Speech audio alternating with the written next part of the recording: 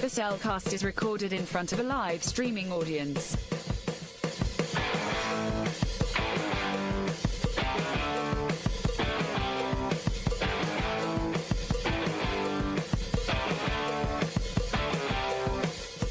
Hello and welcome to another episode of The Cellcast. Joining me today is a man who, well, he just doesn't want bacon to be burned. Welcome, Jacob. Yes, because bacon's life. So why would you want to burn it of all things? Just don't make Calcifer mad.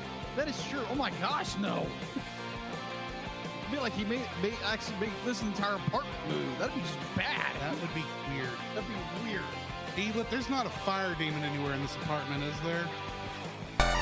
Not that you know of? Let's keep it that way. Yeah, that'd be kind of weird. Anyway, why? Thank you. Let me introduce our host, a man who is just trying to run away from a witch as fast as humanly possible, or as wizardly as possible. Welcome, Drew. Figures. I'd finally get a girlfriend, and she's a witch. There we go. Anyway, also joining us tonight is a woman, believe it or not.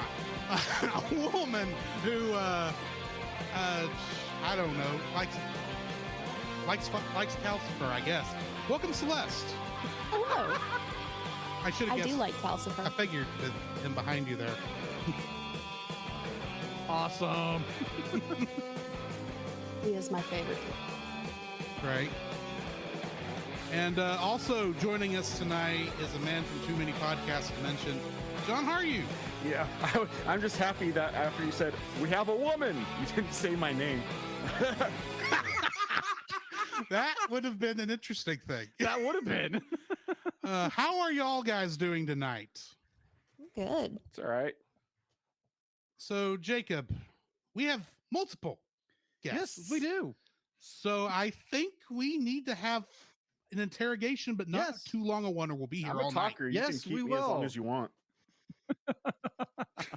All right. So, as our listeners normally are aware of, whenever we have guests on, we kind of do this interrogation, torture kind of thing to see what your animation library is like. All right. So, Celeste, I know Yeah. you have been on our show before. Thank you again for coming on. Absolutely. So, be like, obviously, you like Calcifer as a character. I do. So if you were, but like, if you found yourself in the world of Howl's Moving Castle, be like, what would your reaction be? I would probably go work at the hat shop. Like, because that world is such a cozy world. I Yeah. would just be like, I'm gonna go work at the hat shop and I'm gonna go see Letty at the bakery and yeah, that's what I would do. I would avoid the wastes because I don't like walking in this world, much less that world. You know, that is very, very That fair. is so fair. That is so fair. So what about I you, would John? have been Howl's apprentice. Mm. Howl's Apprentice. Okay, so you would have pulled a Michael. Yeah, absolutely. That's his name, right? Michael? No, he's Markle. Michael in the book. Oh, I'm the- trying now to remember. It's Markle. Markle. Markle in the Markle in the movie. Markle. That's right. I'm sorry. I've been listening to the audiobook for, We But- did not plan this because I've been listening to the no, audiobook we too. didn't. You do your extra research when you're doing these things, right? In my defense, I've had the book for about 6 months and just now got around to it. All right. So, a question for both of you. What was your favorite animated movie growing up? And do you still like that movie?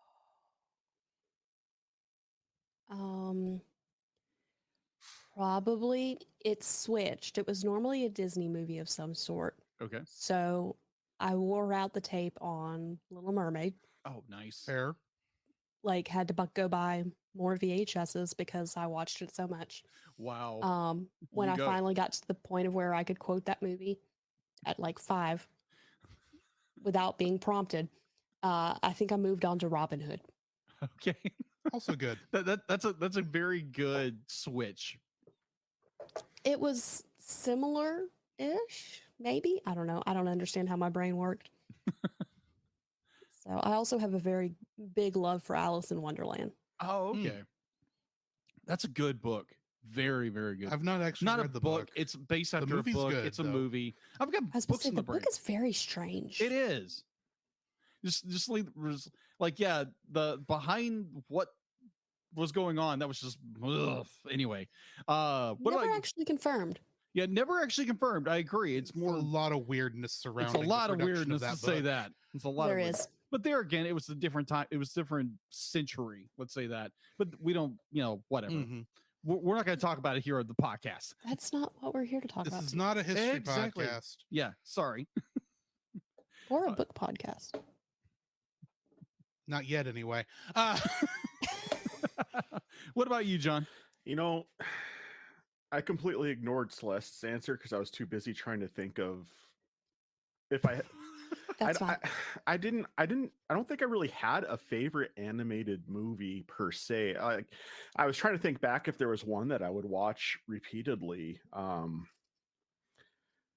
I think I was more inundated with quantity. Because like I had a bunch I lived in kind of fantasy based animated movies that my parents would bring home from the local Hastings here. Oh, I missed I know. those things. Rest Rip in peace, Hastings.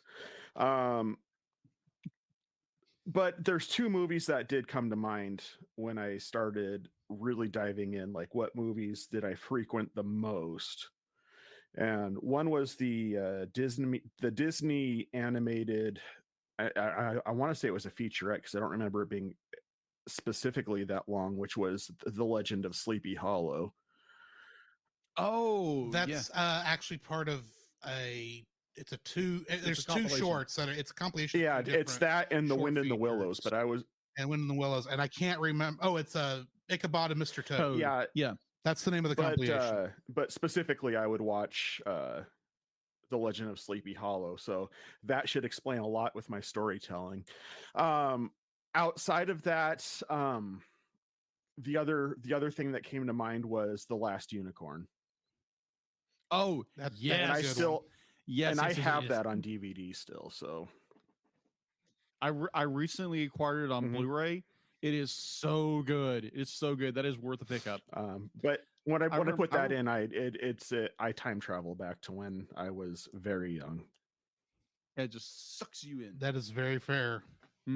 I remember like watching the movie as a kid, like on repeat when we were kids, because it was fantasy and all this great stuff. And I was talking to my dad one day.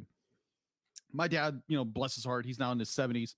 And I told him, be like, yeah, we just recently did a movie, The Last Unicorn. Like, we watched it all the time with the movie. And he's like, no, we didn't. I'd be like, we didn't have that movie. I'm like, Dad, we watched it all the time. I'm like, no, you didn't. I wouldn't let that movie in my house. And it's like, okay, Dad, you misremember, because I remember this movie very fondly. Like extremely That's fondly. when you tell them, well, were you a big fan of Bread then? Because they were the ones who did the soundtrack, so we had it for some reason. Oh. Oh, All yeah. right. Oh, fond memories. All right. Hey, Drew, what is the movie that you loved when you were a kid? That's actually a kids movie. Actually, yes, actually a kids movie. 'Cause An I animated could movie. actually come out and say, well, Star Trek II, The Wrath of Khan. Of but course, duh. Watching that in talking theaters, about awesome. actual Yeah. kids movies that are supposed to be for kids. Yes. That's a kids movie. Muppet Christmas Carol. Oh, nice. That's the first movie I saw in theaters. Nice. That's not animated though. Puppetry is considered animation. Oh, is it? Yeah. Yes, it is. Didn't know that. It is it is bringing the illusion of life to lifeless objects. So it's animation. Gotcha. That's, Okay, cool. That's our excuse for doing puppetry, by the way. So when do you guys do Team America? We admit that that's close. Maybe not. Maybe not. You'd never know. And besides that, technically, well, and that's marionettes. So yeah, that Yeah, could. marionettes. But that's still maybe not. Hello, that sour All right. bolo. Yeah, wonk wonk wonk. All right, so what was the most recent animated movies you saw in theaters, and would you want to be stuck in that world? I will say this: I don't remember the most recent animated movie I've seen in theaters because I refuse to go see animated movies in the theaters anymore.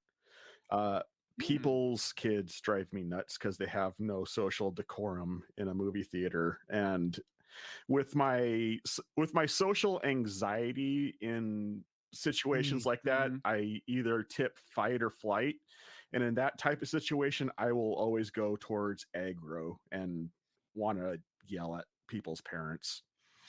So That is fair. Yeah. I think mine was the second. It may have been the first. I think it was either the first or the second Adam's Family, the newer animations. Oh, yeah, yeah, yeah. I don't go see a lot of animated movies in theaters, but I enjoy them. I just don't watch them in theaters. I preferred the second one to the first. But anyway. Yeah. If you want to hear our thoughts about the first, go listen to the last episode Celeste was on back in You know Halloween what? last year. It was the first, and because I haven't seen the second one yet. Ah. So it was the first Adam's Family one from like 2019. Awesome. I've been on since then, haven't I? No, I think that was the last one I think it's the only one you've been on, actually, besides this episode. Princess and the Frog. We haven't done Princess and the Frog yet. Oh. I thought we talked about it, but we have not actually done a review of it. That was a lot like watching somebody's wife call their husband by another man's name for a second there. I'm like, Celeste is two-timing this animation podcast with another animation podcast, apparently. Well, it happens. So whenever we do Princess and the Frog, Celeste definitely come back. We will keep Celeste in mind when we do that one. That makes sense. Yes. She's in Louisiana. Yeah. And the movie's in Louisiana. True. So. They even mention my town in that movie. Really? They mentioned Shreveport? They Was there do. a drive-by shooting? Oh, that's right, they do. Oh. No. Oh my gosh. I still haven't watched the movie, so One of It's the good. one of the characters, when at one point they go, "Oh, we're from up north," and one of them goes, "Y'all from Shreveport." So fair. Fair. Awesome. Oh my gosh. Ooh, if so Celeste, Yes.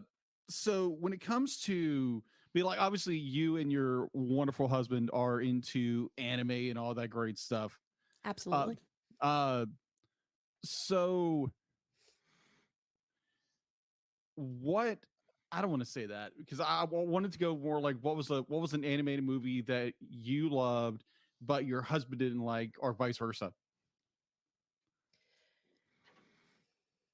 So that's the question, I'm assuming. Yeah, that's the question. He likes wizards. I think it's an acid trip. And so I refuse to watch it. Past, Okay. like, the I first don't even 20 know what it minutes. is, but okay. I've heard of this movie. I think I've It's- seen a picture, like a title card, but that's It's about it. one of those things that nobody believes him that it exists. Yeah. And so he found it on DVD Of course. and he tried to make me watch it. And I'm sitting here going, I am not high enough for this. And I don't get high. So there is Dallas. no time frame where I will watch this because I stay pretty sober.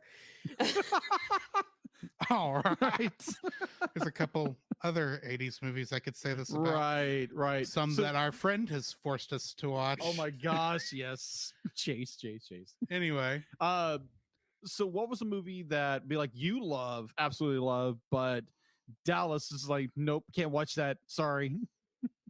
He hasn't really any of the ones that I'm like, I love this movie. He's like, it's okay, but he's like, none of them he's been like, I don't like this. Oh, okay. I was recently talking with my girlfriend. We're going on 8 months, which is like woohoo. So we were talking. I think we were at a Thanksgiving dinner or something like that, and movies came up, and she's like, "Jacob talks the entire time during a movie. Like, don't go watch Independence Day with him. He'll talk the entire time." I'm like, "Sorry, I review animated movies. I'm sorry, I can't." I help would it." one up that and say, don't go see Independence Day. and that just that's at it. all. Okay. Fair. Fair. That's another one I can quote. So Yeah. That's a good popcorn muncher. That one is actually Uh, probably going to be in the second season of The Bottom Shelf. Just saying. and I Oh, will be there fun. defending it. I need to get in on that show at some John. point. There's a lot of shows that Celeste has found out there's a lot of movies rather that Celeste has found out that actually have a low Metacritic on that she feels the need to defend their honor. So the Mummy, Mummy. the Mummy with Brendan Fraser actually has a poor Yeah. Metacritic, which shocked me. Huh? Blood, the Last Vampire. Sad. Hmm. It's just That- tragic. That is sad. I love The Mummy. That's a great movie. The second one's good too. I haven't watched the third one. When you say the third one, are you talking about the Chinese Mummy one with Jet Li? Yes. Ugh. Mm-hmm. That one. Or the Tom Cruise one. Oh yeah. I don't know much about the Tom Cruise one, but I will say that Tomb of the whatever it was called was hot garbage, almost like it's in a dumpster fire. But Jet Li was in it, which Yeah. made it fun. Yeah. Mhm. I'll definitely have to watch it at some point. But all right, John. What is your favorite? Do you like anime? He's I getting am into it. as mentioned prior to the intro music. I started my weeb transition. I'm taking all the weeb hormones and I'm transitioning slowly. Hmm. Uh, When does the pink hair come in? Tuesday. I'm actually going for the blue hair, not the pink hair. Oh yeah, you gotta have blue hair. That is weird. No, I recently got a Crunchyroll subscription,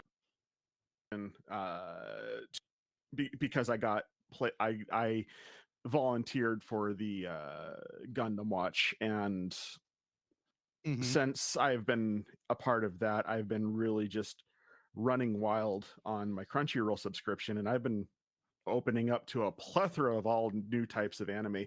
Prior to my Crunchyroll subscription, my anime around Trigun and Samurai Champloo.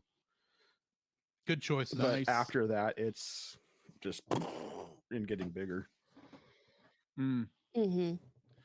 So what is the most recent thing you've watched so far on Crunchyroll? I've been really getting into Mob Psycho 100 I've seen the first season of that. I hadn't watched the other two yet. and Chainsaw Man, which is a brand new one. That one probably not one that would be appropriate for this show if you guys are looking for family friendly, but goodness, it's got all the weird that I am here for that. I just recently finished Assassination Classroom, and Another that good show. hurt me. That made me feel things I wasn't ready to feel. Understandable. And I've watched the first 2 seasons of Tokyo Ghoul. Recently binged all of season 2 in one go. So Wow. but I like me some gore. I'm a gore hound. So Oh, okay. I gotcha. Well, oddly enough, because I was leaving work. I was leaving work where I work, and one of the guys I work with, who's just he's a class clown. He's a teenager, and I'd telling the office manager, be like, "Hey, I'm going this, and this," and it's like, yeah, I'm gonna go record my podcast with some friends, and it's like, podcast? What podcast? So describing what the Cellcast is, and be like, we review animated movies, and he thought I said animated weebs. I was like, no, I barely know what a weeb is. I know what an otaku is, They're but the same thing. yeah, they're the exact same thing, far as I understand. But Yeah. it was just more like, I was like, okay, like, yeah, I'm an animation guy. I just love animation. I'm like an artist. I love art. So that's why I love this show. And plus I get to watch some really, really good movies. especially It's- stuff that I force you to watch That is true. because they wouldn't normally be on your list, and That is true. vice Definitely versa, if we're being Miyazaki honest. All right. So, what's your favorite cartoon growing up? John, whoever. Okay. I was like, who's this directed at? At either or. Either I'll or. let you ladies Let's go ahead and first. make this the last question. It was probably Winnie the Pooh. Winnie the Pooh. I loved the cartoon. I had a bunch of VHSs. I loved the movie where they took all of the original cartoons and did it. And it honestly explains a lot about why I like cozy things like Howl's Moving Castle Mhm. or Animal Crossing, or it's that type of thing. Also, since we're counting puppets as animation, Lamb Chop was my jam. Mm, Lamb Chop. Bless my mother, because that song. yes. I vaguely remember Lamb Chop. Recently a customer came through with a Lamb Chop doll for her dog. Oh, nice. I was like, wait a minute, they still make Lamb Chop? It's like, that's cool. It's I never not watched dead it, yet. but okay. I had Lamb Chop and Hush Puppy, and a friend of mine had Charlie, which was the Mm. horse, for those who don't know. Oh, okay. It's been too 'Cause long it since I watched PBS in general, but Right. They don't play it on PBS anymore. that's sad. Where do they Yes. play it now? Do you know? I don't know. I haven't watched it in years. Like, I couldn't, it's not one of those I could tell you like words from it, but I do know that I loved it. Oh, okay. What about you, John? So I have two, because picking one would be like telling me to cut my baby in half. The first one would, Good thing Solomon's not Right. here. the first one, I'm not sure if you guys would be super familiar with it, but it's an old cartoon that was done in kind of an anime style, called The Fabulous Cities of Gold. I don't know that one. I think I've heard of it. Was it what era was that? Early 80s, bro. Early 80s. Oh, okay. I think I saw some, I was doing like some research on like animated cartoons from the 80s or animated shows, and they mentioned that. I was like, what in the world is this? Yeah. I'm probably the oldest person in the room right now. So, yeah. So The Fabulous Cities of Gold, I recommend it. I found it. It was on Hulu back when Hulu was brand new, and I started watching it again. And it was still good. But it's not on there anymore. So where it's at now, no idea, but it's good stuff. And then other than that, David the Gnome. What is David the Gnome? Are you serious? I'm assuming it's serious. about a gnome named David. I would think so, but I have But no past clue that, what you're I don't talking know. about. How did Enlighten me, brother. I out animation the animation podcast on this question? Because we can't watch everything. No, Sure, you can. was a sort of a fantasy based cartoon in the 80s. And it was about a gnome named David, and he would have, and his adventures. He had a wife. I don't remember his wife's name, but he lived in the woods, and he could do some gnomish magic if he needed to. But typically, he'd resort to just his wits and whatnot. So I don't know. It's been a long minute since I've seen David the Gnome. So. Wow. But that's awesome. I guys not to know The Fabulous Cities of Gold, because that wasn't like a huge show. But David the Gnome, I'm a bit shocked about. In my defense, I am a child of the 90s, having been born in 85. So a lot of my Bro, cartoon I am knowledge only stops at DuckTales. I am only 3 years older than you based off of that reference. So Well, that's actually 1 year older than this guy. Yeah, you're older than I am, and I'd never heard of that. all right. Never. So then what Maybe it just didn't play in this area. That's a That could be a possibility. possibility. Yeah, that's true. I will tell you that both of them played on Nickelodeon. So they played nationwide. Probably before I had Nickelodeon. See, I- that requires you to have cable. Bobo faintly remembers one of those. Vaguely remember what was on Nickelodeon at the time. Bobo, so- which one are you faintly remembering? I'm super curious now. Or do you remember both of Mhm. them? Because if you remember both of them, Or then all we of can be besties. As Oh we my wait gosh. patiently for Bobo to And, answer. and we can watch reruns of today's special I say we don't wait for Bobo because he said he was going to with be Ben in Ben and out. Avery. That is Ah, fair. So that is why fair. don't we go ahead and move on to the next question? Yeah. Oh, Bobo says David the Gnome. My dude. Ah, So I got a question for y'all. What have you been watching? And whoever wants to go first, go right ahead.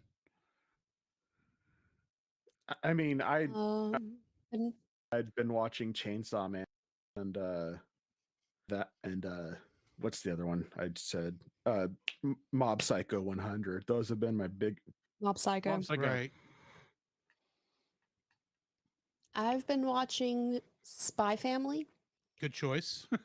and I am caught up on that till and tomorrow. Bleach. Ah, Bleach. Well, we know where the next I 3 years we of Celeste's Bleach. life is Started out- going. I'm almost done. We all I know is the show that started off promising to be back when I first started it, 10 years ago, is not the show it became, and that's when I fell off. we decided to watch it at the beginning of the year Hmm. because we knew they were releasing the new season. So the Mhm. goal for Dallas and I was to get through all 366 episodes Good. Mm. so that we could watch the new season Yeah. as it was coming out. When the new season came out, we were at 212. We're now at like 245. Hmm. Okay, you're We getting didn't- there. We didn't realize that we should have skipped some of the filler because there is legitimately an entire storyline that like I was completely bored with. That Is was it just the filler. bounce arc? The Because bounce, that's where I fell off. the bounce were not as bad as the post Zompocto Rebellion arc. Oh, see, I didn't even get 'Cause- that far. So They have an arc where the Zompocto, the swords, Hmm. the personalities come to life. And so you have characters. And so that was kind of interesting. It kind of gave you a better look into the Soul Society. It had some interesting things. You could see different yeah, but that's people. that's a dangerous thing for filler because then you have to have a really good explanation as to why they don't do that when they get back to the manga storyline. They had a really good explanation and it ended well. Okay. And then they went into another filler Jeez. that was terrible. And it was almost 50 episodes. Oh my. Jeez. Yeah, y'all should have If- skipped that one. If we hadn't have done that, because I was hitting the point at that point where I was like, I don't want to watch this. And like we were like, I told Alice, I was like, how much do we have left of this? Because I'm almost to the point where I'm like, I just want to skip it to get back to the main event. Mm-hmm. And he goes, we have 2 episodes left. And I go, okay, well, I can tough it out for an hour. Right. So we're at like 240 something, and they just dropped another 50 episodes. Jeez. Sorry. That's shonen for you. That is true. Oh my gosh. It's okay. So I think I don't know if we actually have a goal anymore other than finishing, but Right. that's been a thing for the last year. Is we're watching other stuff, but we're also when we're like, hey, we have like 30 minutes, we watch some Bleach. Gotcha. Jacob? So this week has been kind of chaotic a little bit. So Wouldn't know a thing about that. no, of course not. You know, running up to Thanksgiving, you work in customer service at a grocery store. No. I got a free turkey today. So Well, glad I don't work in Good for you. So glad I don't work in public anymore. Yeah, that's always it's a lot of fun. So on our down, I'll be like, ever since we had to move the show from Tuesday nights to Friday nights, because of my work schedule. which happens, I decided to be like, you know what's good on Disney Plus. So I look around Disney Plus, and it's like, oh, they got a new history documentary. Oh, I'm game for that because I'm a history nut.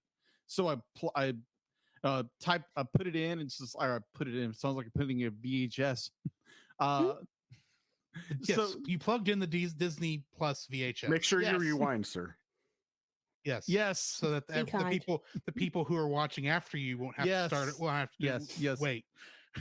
insert paw into Make sure you rewind before the Michael Eisner era. You'll get the best stuff there. Eisner was not the problem. But anyways, be like, I'm watching this documentary. It's about it's like prehistory, and it's this guy who's very well known as a he's more of like a journalist. He's not a historian, he's not a archaeologist, but he's going in and discovering these things that may be like linked to prehistory that historians are kind of like downplaying. And I watched like 2 episodes. I'm like, okay, this is interesting, but how does this play in the grand narrative of everything? It doesn't. But it's just like, this could change history forever. I'm like, yeah, I've seen about a dozen documentaries about this stuff. Next. What was the show? I don't know. It's discovering Apocalypse. Discovering Apocalypse. I think it was on Disney Plus. I literally Apocalypse was an X-Men, right? yes, yes. It was a case for the Bible I'm by just Lee for you. Strobel. probably. So aliens were involved. So aliens were involved. I haven't run into that episode yet, but that was probably the only thing I watched. I listened to Howl's Movie Castle on Yes. Audible to the lead up to this. I'm almost 2 hours until I'm finished with this book. I envy your audiobook listening for this last week if that's what you've been doing. I just I did it. I too. I envy yours as well then, because I basically took 2 turds and stuck them in my ears this week. Celeste caught my live tweeting about both of them, and I feel like I got violated in my ears. What did you What listen was to? this? So I'm a big fan of strange fiction. Okay. Right. Most people know me as the Lovecraft guy, but strange fiction in general. And I was a big fan of The Boats of the Glen Carrig by William Hope Hodgson, which is one of the books that inspired H.P. Lovecraft. So I'm like, I'm Uh-huh. gonna listen to another William Hope Hodgson book. And I listened to The House on the Borderland. Hmm. And have you ever gotten in a book where it starts out really good, and as you go through it, it's like an investment of diminishing returns? Yeah. Until, Yes. until at some point you're just like, I don't want to throw this book in the fire. I want to throw the author in the fire for writing this. Well, maybe not throw the author in the fire, but definitely didn't want to. Throw him down. Well, he's dead now, so I mean, it's not like I can talk to him. But Fair. it got to a point in the book where it was completely non sequitur to anything that had come before. Had nothing to do with anything. It's just this guy detached from time and space, just talking about all the things he's seen. So then you start following along with this. Then all of a sudden, at one point, in the most blatant Deus Ex Machina, because he painted himself into a corner, the guy wakes up and none of it was real anyway. Oh. Huh. No. So the whole thing was Dallas season 4. It was. Yeah. Who shot JR? Nobody. That book made me sin, is all I'm going to say. And then after that, I went on to the book after the next book that we're doing for We Read Allegedly. I'm kind of glad that I did the William Hope Hodgson book before that, because by comparison, it was so much better. But I didn't. So instead of avidly disliking that book, it was bland, with a side of bland. and a slight whiff of pretension. Mhm. Yeah. Tell us how you really Oh, feel. I will tune in for the January episode of We Read Yeah. Allegedly, and you'll be able to hear all about how I feel about it. Just out of curiosity, what book is this? It Because I have a suspicion I've read it. it is Why We Are Hungry. No, How We Are Hungry. How we I- are hungry. Oh, well, 'cause then by it's never Dave mind then. odd. Eggers. Not the one I was thinking What of. were you thinking of, Drew? John dies at the end. No, that's December, sir. And that I did not realize Yes. that was December, because I can tell you right now, we'll disagree. um I did not like that really? book. That is my that is I- my favorite book I of just all got- time. I got tired of all of the, for lack of a better term, potty humor. Oh yeah, there's a lot of that. That is about where my that's just the stuff I have a hard time standing in general. yeah. So, Oh. and it Yeah, got you- pretty bad. The only reason I finished it was because I got to about 2 hours left and thought, if I hurry up and finish it, I can log this for backlog golf. Indeed. So I had it playing, but I can't tell you I actually was listening. Oh gosh. I will tell you that if you ever catch me in person, if you have a thing about potty humor, we probably can't hang out. I Oh. can survive around it for a while. It's just I don't like reading about it. If that Oh, makes sense. gosh. I think When I- I'm being entertained, it's when it messes with me. Ah. That's just me. Are you not entertained though? Are you you not not entertained? entertained? Anywho, oh I my told you I'm a gosh. talker. I'll go for miles on anything you throw out there. So That- You're fine. that's cool, man. That's cool. I've read some books that just make me cringe because I read I don't know if you know this, but JC Lee Dugard.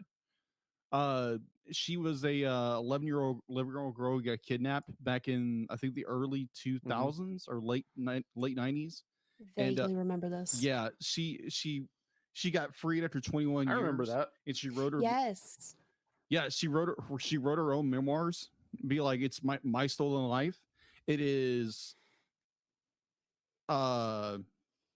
incredibly tragic, inspiring, and yeah, if you don't want like Barry, it gets you go to chapter 4 and it's just like you may not want to listen to it because it's graphic. I'll just say that. okay. Yeah. Yeah. There's one that I read this year that was like that. I actually reviewed it for Really? Geek Devotions. Mm. But none of this is Howl's Moving Castle. No. No, it is not. We got distracted. It Well, of course we happens. get distracted. So was that all you'd been watching, Jacob? Yeah, that is all I've been watching Okay. So now and I have listening to. So last Sunday, I'm over at a friend's house, Chase. Yeah. Which you missed this. Yes. I'm curious what you would have thought. Actually, Mm. we tried out a anime that's actually on High Dive. It's not on Crunchyroll, or if it is on Crunchyroll, I hadn't found it yet because I am legitimately curious about finishing this thing. It is a new show that's airing right now in Japan called Akiba Maid War, and it's essentially maid cafes if they were all yakuza. That's on Crunchyroll. I can't find it on Crunchyroll. I have looked. I'm not saying I've missed it. I probably have, but I swear I've seen something about that on Crunchyroll. it is. There's a lot of Yakuza animes on Crunchyroll. But this was Yakuza Maids. this- Yeah, basically. I don't mean that the maid cafes were fronts for Yakuza. No, they were the actual Yakuza members. The maids were. Huh. And there was a point in there about 3/4 of the way, nearly at the end, where what was happening on screen was so crazy, I couldn't stop laughing. That's because- usually a good thing. That's why I gotta continue. That's why I want to keep watching. It was like if you've ever seen the movie Baby Driver, where the entire movie is in time with the music. Mm-hmm. Good movie. This is kind of like that for a good 5 minutes, but to a J-pop song, and it's these two maids fighting an entire maid cafe, and one of them just doesn't know what to do with herself because she didn't even know this was a thing until like 3 seconds ago, because she just wanted to be a maid. Because she thought maids were cool, and didn't realize it was the mob. Fair. It's a good show. I think it's called Akiba Maid War. Yeah, that's the name of it. If it goes one way, if it leans too far in one direction or the other, it is going to crash and burn. It is, if it stays right on that knife edge of dark humor, I would keep watching this because it was actually fun. It was actually a fun show. And then because it is like a week from Thanksgiving, this afternoon I watched a movie. I don't watch every Thanksgiving, but I do watch many of them, and that's Planes, Trains, and Automobiles. Oh yeah, that's a good I haven't movie. seen You that. haven't seen that? It's a good movie. Good movie. This was the first time though I'd ever noticed that when Dale Griffith steals Neil's cab, and Neil first looks down at the puddle, you could see a shower curtain ring. And I had noticed that before. And if you don't know anything about the movie, that doesn't make any sense to you. But I that's this level of detail I just don't expect. I know it's John Hughes, but it's just not a level of detail I was expecting to see. Anyway, I think that's all we've got in what we've been watching. Jacob, what do we got in the news? The Cellcast News with your host Jacob Heron.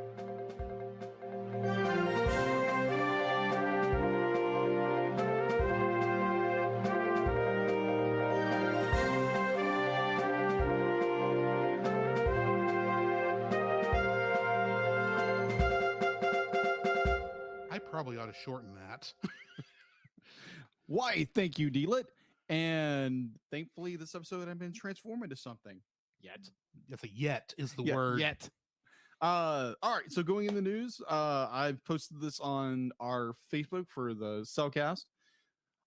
Disney and Pixar has unveiled their teaser trailer and poster art for the upcoming original animated feature Element, which is due out on July 16th, 2013. Yeah, it looks good. It'd be like, if you've seen the trailer, it looks really good. It's more water meets fire, and looks interesting. It's definitely, it's a Pixar film, and it sounds like a Pixar film, but it's just, I think it's got a little I don't want to use the title of the movie, Elements. Yeah, different elements. Thanks, he said it. So it's okay. Yeah, this is not like a dictionary definition where you can't use the word in the definition of the word. Right. But either or. Yeah, this movie's coming out in 2023. So Lord willing that we were able to review this when it comes out next year. Other than that, that is all I've been literally the only thing I can find, unless our wonderful guest, Andrew, know anything else. Well, this is not really animation news, but it's kind of podcast news. We had an episode blow up unexpectedly. Boom! I have no idea how that one episode has over 2,000 downloads. Spirited Away. Yes. Spirited Away got a ton of downloads, and I have no idea why. So if you are joining us from that episode, hi, welcome. Yeah, we're crazy here. Yeah, thank you. And anyway, that's about all I have. Okay. Do our lovely guests have any news that maybe I missed? The Vampire Dies in No Time is getting a second season in January. I need to finish that first season. I do remember enjoying it. It's one of those that it's a little crazy. I haven't finished it either because I'm waiting on Dallas, and we're watching Bleach. I will say that show has set my tone for what I love about anime, as far as just the sheer out there-ness of it. There is some definite out there-ness with it. That you can't find in American animation, the willing just to be bizarre for the sake of being bizarre. So Fair. That's all Japanese television. I'm here for it. Not always, but anyway. That's true. We have. Well, no, that was Korean. I was about to say Squid Games, but that's Korean, not Japanese. Though, if you like the live action stuff and you want to see like a good Japanese drama show that's live action, and you can actually watch it on Netflix, it is Final Fantasy XIV: Dad of Light. It is about a father and son who reconnect while playing Final Fantasy XIV. Nice. It's like 7 episodes, and it's actually a really good show. Huh. I would also recommend Hanakimi, but it definitely falls into the ridiculous. Right. But if that's all we got, then why don't we jump into the spoiler-free section of our review of Howl's Moving Castle? Certified fresh and spoiler free.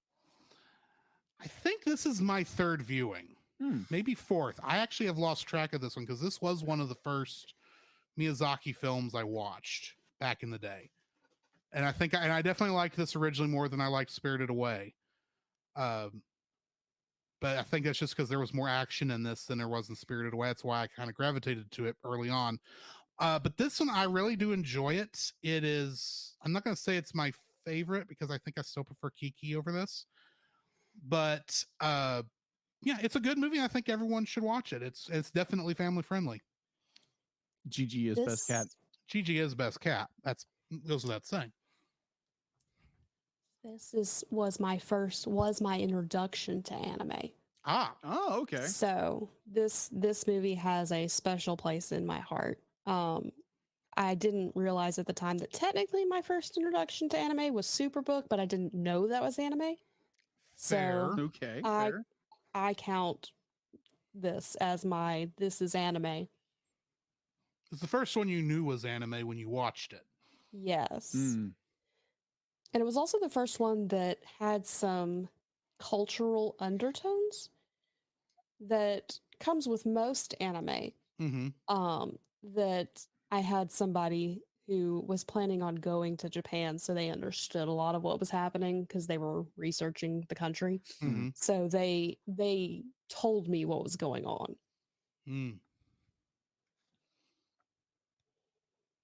Jacob, John, whichever one of y'all wants to go next. This was my first time watching this movie. I actually own a Studio Ghibli box set. Nice. That I have after purchasing it found out it may not be the most legal version of getting their stuff. You got the Chinese bootleg. I might have. Okay, it's fine. It I happens. didn't realize I didn't know it at the time. It was something I think Celeste was one who pointed it out to me after I'd already ordered it, and I'm like, well, what's done is done. May as well watch them. So I have a lot of Studio Ghibli stuff, but I've not actually sat down and watched the box set. Out of it prior to watching this, I think I'd only watched Ponyo, Spirited Away, and Princess Mononoke. And Spirited Away and Princess Mononoke I had seen before I'd gotten the collection. So personally, I'm a little bit offended that you said that you like this better than Spirited Away. You know, I have Spirited Away is good. Don't get me wrong. It's just I think I do prefer this. You know, on a personal sir, level. I think you're gonna have to give that to Jesus because that's just wrong. But you know, I'm not here to judge your lifestyle. You know, you can make your poor life decisions. I'm just here to tell you that there's a better way. And when you're ready to receive that, just you let me know. I'll be here for you. I'm just saying I like Kiki better than both of them. So Kiki's delivery service. I mean, but anyway, I can't speak to that. I've not watched it, but I have a hard time saying You- anything would be better than Spirited Away. That's fair. If that's one of your favorites, that's perfectly all Sir, right. that is Yeah. everybody's favorite. Just Yeah. because it's the one that won the Academy Award.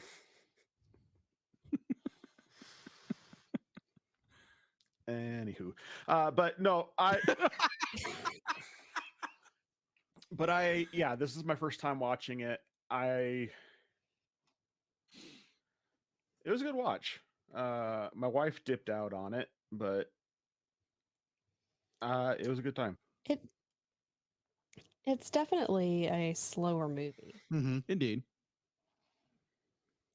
So like John, this was my first viewing in this film. I think it was like odd because I text Drew because Drew's got all the Miyazaki films. I'm slowly getting them. He's slowly getting them. And so it's like, hey, be like, do you need to borrow the movie? Yes, thank He's you. getting them correctly. And so He's getting Huh? them correctly. he's getting them correctly. Yes. Yes, and it's expensive to do it that way. So be like, he comes over. It's like, here's a movie. Here's a knife, like a cutting knife for a turkey. Our Thanksgiving turkey for the singles group there at church Oh, that's a sad did story. not get thawed in time for the actual singles Thanksgiving event, so we had it It was sad. last night. Oh no. It was to kind of lead that story, kind of a quick story with that. Yeah. So our fearless leader of our singles group at our church, Miss Wendy, had ordered from like Greenberg turkey. It's like, and so she had her sister go get it. And so her And they sister thought it would just be refrigerated. they 'cause thought it would had just be been in the refrigerated like they normally past. are, right? So be like I think she wouldn't put it in the refrigerator, and then she pulls it out. It's like, oh my goodness, I'm gonna cry. It was frozen solid. So it'd be like it took another person because Wendy was gonna bawl her eyes out. Just so We've got plenty of ham. lots of It'll ham. be fine. It'll be fine. We'll just do turkey at the next at the next Bible study, Yum. which is what we did. oh my gosh, just such good Bro, turkey. you know what you do in that situation, right? What's You that? cut that thing up and you stick the bits in several different instant pots. This was still froze This was solid. It don't Solid. matter, dude. We don't have a knife that's strong. That's fair. Get a hatchet. John's That would just gonna look be. good. That would look good on the security cameras at the Yeah. So church. now we know that John Thursday is just gonna be hacking into a turkey. I'm not cooking. The only thing my family wants me to cook is the green bean casserole. I can't get away from that. I Hmm. tried to do it this year, and my sister strong-armed me back into it. Oh my gosh. So Anyway. that was our quick little turkey story. That's why I was handing him a knife, because I'm apparently the only person in our entire singles group that owns an electric knife, and Yes. I wasn't going to be able to make it there. In Well, that's time. what amused me the Cut it most up. about that story was here's the movie and here's the knife, and I'm like, bro, it's not that bad of a movie. You don't. It's like, yeah, here's seppuku. Go. Anyway, I don't really know Jacob, so maybe he's emo, but Oh my gosh. no, not No. quite. No. No. turn on he's some not. MCR and just. No, that's me, John. No, I'm the guy who'd be likes Christian rock and barks like a dog because I have Tourette's disorder. Oh, I'm still amazed. I thought you that were- I haven't caught you barking on the show yet. Oh. No, I have Tourette's disorder. I just bark like a dog. okay. For a second there, I thought you were of a certain group of individuals in Florida. The mascots at Disney World. No, there was a small sect of the Pentecostal church who were into barking like dogs and hissing like snakes, and No. No. He just does it because of his Tourette's and Well, we're no, thankful no, it's not actual curse words.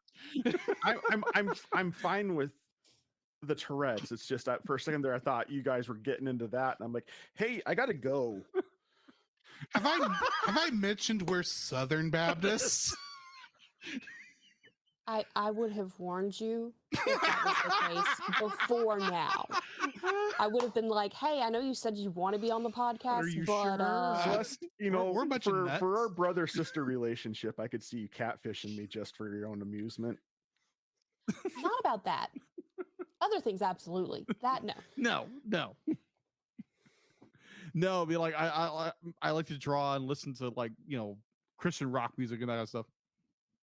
And obviously go to church and worship God. Well, yes. Yeah, that kind of stuff. Not I don't know. I think once or twice at church, I have heard you make that particular joyful noise.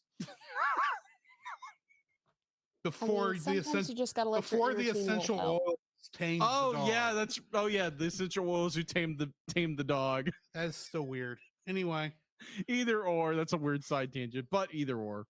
I really enjoyed this movie. It was my first time watching it, and it's very much a Miyazaki film. It's very much a Ghibli film. mhm. It is a better, I'm going to say it, a better adaptation from the book. Just saying. I might get some haters on that, but that's You're just saying my you opinion. prefer this to the book. Yes. Okay. Okay. I was confused by that I as was well. 'cause confused by the Yeah, wording. sorry, there for a I'll second. be like, I tendency of The saying adaptation I of the know. book, then the book was an adaptation of the book. I knew what you were saying. I wanted to verify. that yes. I Okay. Thank understood. you. That's Thank like you, saying you are better I- than you.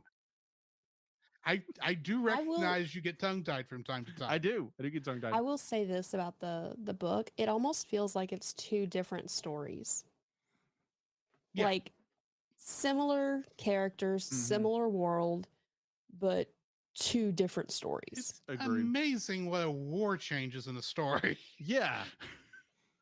Agreed. Oh, Miyazaki and his anti-war stuff. Yes. Mhm. But anyway. Yeah. So yeah, I enjoyed it. It's a really good movie. And yeah, would I recommend it? Yes. All right. It Well, really made join me us want, on oh, the. sorry. No, go ahead. It go ahead. really made me want to play some Nino Kuni for sure. Yes. Fair. I need to finish those games What myself. is Nino Kuni? Bro. It is a Japanese RPG Okay. in which the art direction was done by Studio Ghibli. Oh, It's literally I'm not a gamer. it's literally like playing inside a Studio Ghibli game movie. Yes. It is that wholesome. Oh, okay. I haven't played it, but it is beautiful. Oh, okay. I played a lot of Wrath of the White Witch and some of whatever the name of the second one is that I never can remember the subtitle I just for. know Nino Kuni too. Yeah, Nino Kuni 2.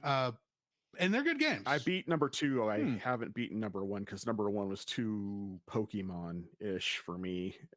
Whereas number 2 that is fair. number 2 was more of just a ARPG. With a real-time Civilization style game thrown in there for fun. At least from what I remember. Of that, now I that one. know.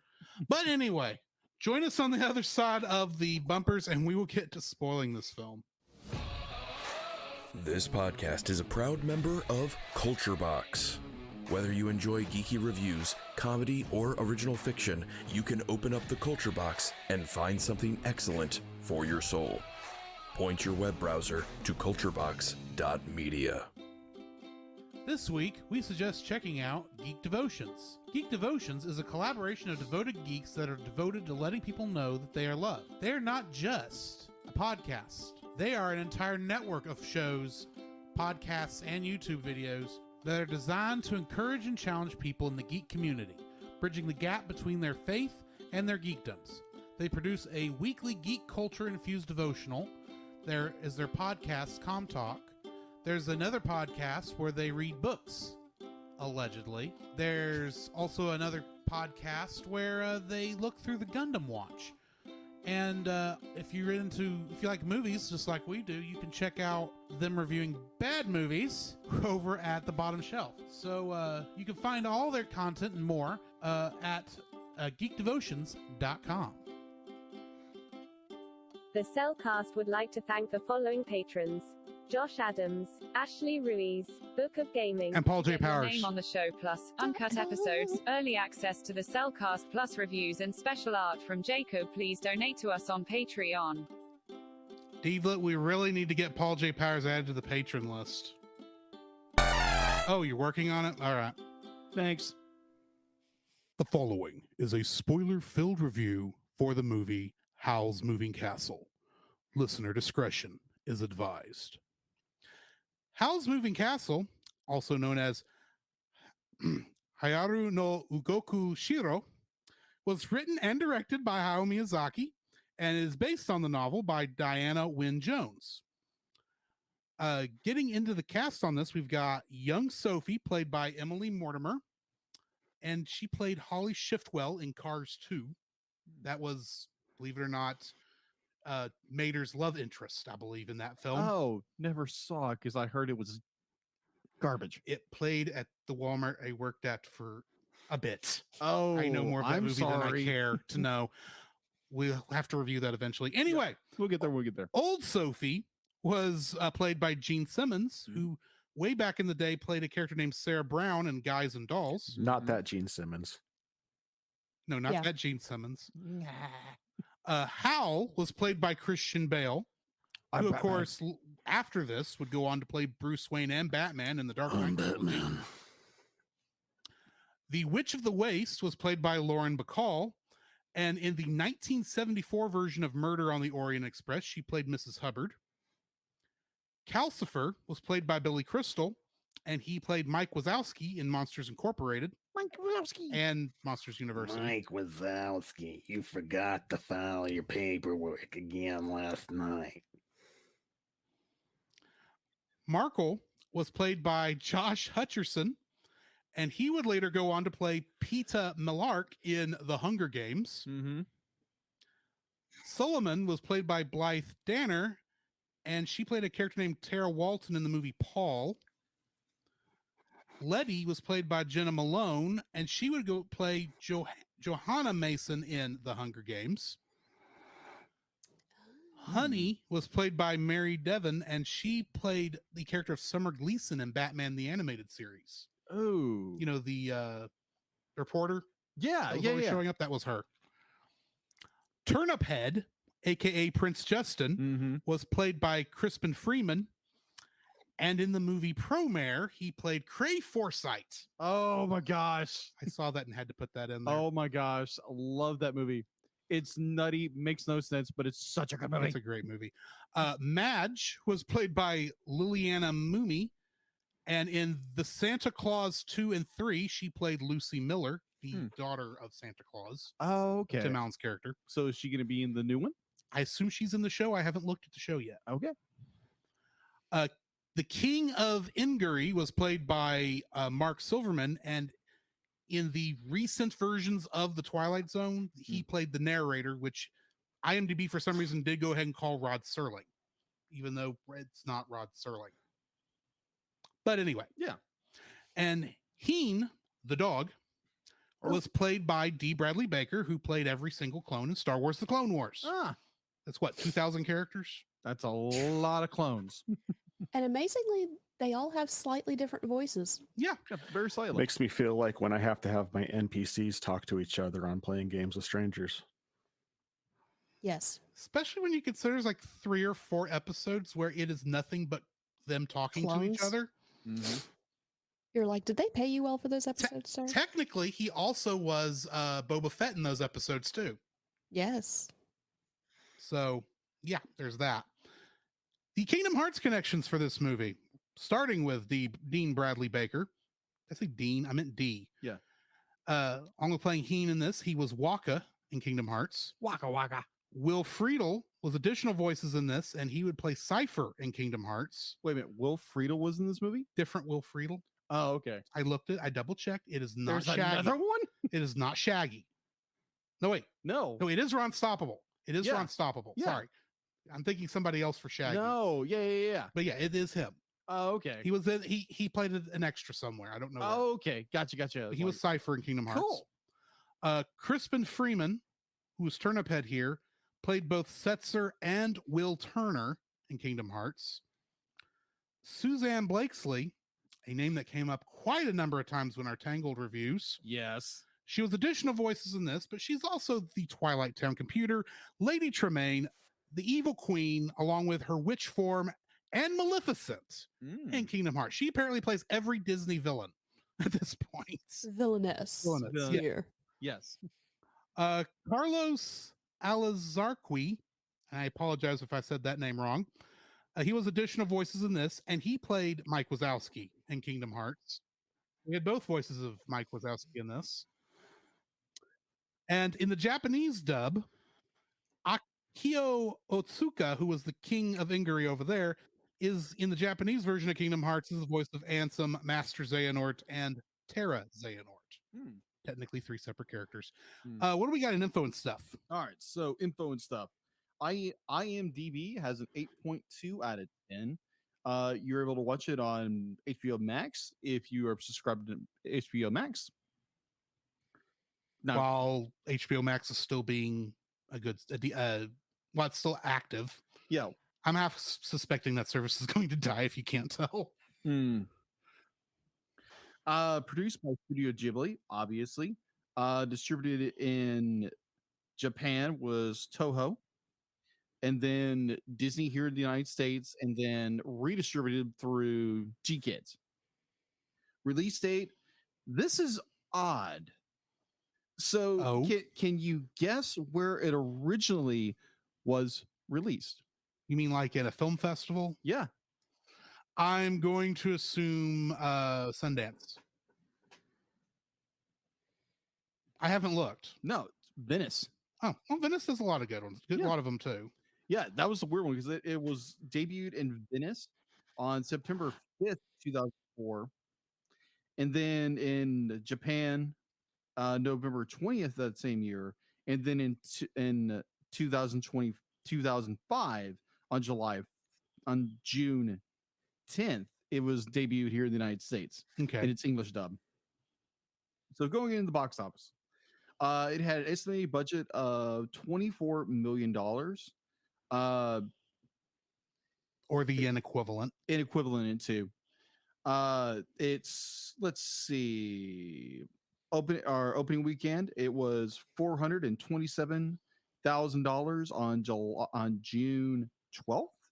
It grossed over $6.7 million, and worldwide it grossed over $227.5 million. So going into home release, on home video, Howl's Moving Castle sold over 2.7 million DVD units in Japan as of May 2007, grossing over 18 million for Blu-rays and DVDs in the United States. As of April 2022, it was released in the United States on DVD on March 7th, 2006, on Blu-ray by Walt Disney Studio Home Entertainment on May 21st, 2013. And G Kids re-released the film on Blu-ray and DVD on October 17th, 2018. And much like many of the other Studio Ghibli films, it gets re-released in theaters about once every year by Fathom Events. Exactly. I'm gonna make it to one of those one day. I saw Kiki and Porco Rosso in one of those. Oh, that'd be nice. I haven't seen Porco Rosso yet. That's a good one. Porco Rosso is a good one. There's a lot of good flying scenes in that. Well, I'd imagine. Yep, that's all I have for info and stuff. All right, getting into the summary right quick. Sophie, a young milliner, that's hat maker, and eldest of 3 sisters, encounters a wizard named Howl on her way to visit her sister Letty. Upon returning home, she meets the Witch of the Waste, who transforms her into a 90-year-old woman. Seeking to break the curse, Sophie leaves home and sets off through the countryside. She meets a living scarecrow whom she calls Turnip Head. He leads her to Howl's Moving Castle, where she enters without invitation. She subsequently meets Howl's young apprentice, Markle, and a fire demon named Calcifer, the source of the castle's magic and movement. Calcifer makes a deal with Sophie, agreeing to break her curse if she breaks his link with Howl. When Howl appears, Sophie announces that she has hired herself as a cleaning lady. Meanwhile, Sophie's nation is caught up in a war with a neighboring kingdom, which is searching for its missing prince. The king summons Howl to fight in the war. However, Howl decides to send Sophie to the king under the pretense of being his mother, to tell him that Howl is too much of a coward to fight. Before leaving, he gives Sophie a charmed ring that leads her to Calcifer and guarantees her safety. Sophie meets Solomon, the king's head sorceress, and also the Witch of the Waste, whom Solomon punishes by draining all of her power and reverting her to her true age, that of a harmless old woman. Solomon warns Sophie that Howl will meet the same fate if he does not fight for the king. Howl then arrives to rescue Sophie. Solomon tries to trap him by turning him into a monster, but with Sophie's help, he remembers himself and just barely avoids death. The duo escape along with the former Witch of the Waste and Solomon's dog Heen. In the meantime, soldiers from each kingdom break into the homes of both Jenkins and Pendragon, Howl's aliases in those kingdoms. However, the men only find an empty courtyard and warehouse, as the castle's magic nature allows travel between 4 separate residences. Sophie learns that Howl's life is somehow bound to Calcifer's and that Howl has been transforming into a bird-like creature to interfere with both sides in the war, but each transformation makes it more difficult for him to return to human form. Howl then has the castle magically linked to Sophie's home, parking the castle itself on the town's outskirts. A few days later, the town is bombed by enemy aircraft and Solomon's henchmen attack the house and Sophie's hat shop, which is now a flower shop. Howl heads out to protect the group. Sophie then moves everyone out of the house and removes Calcifer from the fireplace, which collapses the castle. The Witch of the Waste realizes that Calcifer has Howl's heart and grabs the fire demon, setting herself on fire. Sophie panics and pours water onto the witch, which douses Calcifer. The remainder of the castle then splits in two. Sophie falls down a chasm and is separated from the group. Following the charmed ring, Sophie wanders into a scene from the past where she meets a young Howl, where she sees a young Howl catch a falling star, Calcifer, and gives him his heart. Sophie calls them to find her in the future, and she is teleported away. She returns to the present, finds Howl, and they reunite with the others. The witch returns with Howl's heart, and Sophie places it back inside Howl, reviving him and freeing Calcifer, though he decides to stay. Sophie's curse is broken, though her hair remains white, after she kisses Turnip Head on the cheek. He returns to human form, revealing himself to be Justin, the missing prince from the enemy kingdom. He reveals that only true love's kiss can break his curse. After seeing Sophie's affection lies with Howl, he promptly heads for home to cease the war, but promises he will see them again. Suleiman, watching through a crystal globe, also decides to end the war. Sometime later, bombers fly under dark skies over a recovered and green countryside, heading to another war, while Sophie, Howl, and the others travel in the opposite direction in a new flying castle. Getting into the trivia for this one, upon seeing Spirited Away, Christian Bale immediately agreed to play any role in the film. Mm-hmm. He didn't expect to get the titular role. Although the film was not released in the United Kingdom until the September 23rd, 2005, director Hayao Miyazaki personally traveled to England in the summer of 2004 to give a private showing of the film to the author, Diana Wynne Jones. Hayao Miyazaki and Lauren Bacall, both longtime fans of each other's work, met at a subtitled screening in New York. Reportedly, Bacall jokingly asked Miyazaki if he was married. In the Japanese version, Cheiko Basho plays both young and Grandma Sophie, while in the English dub, it is split between Emily Mortimer and Gene Simmons. Whether that's a good thing or not, it will probably talk about here in a minute.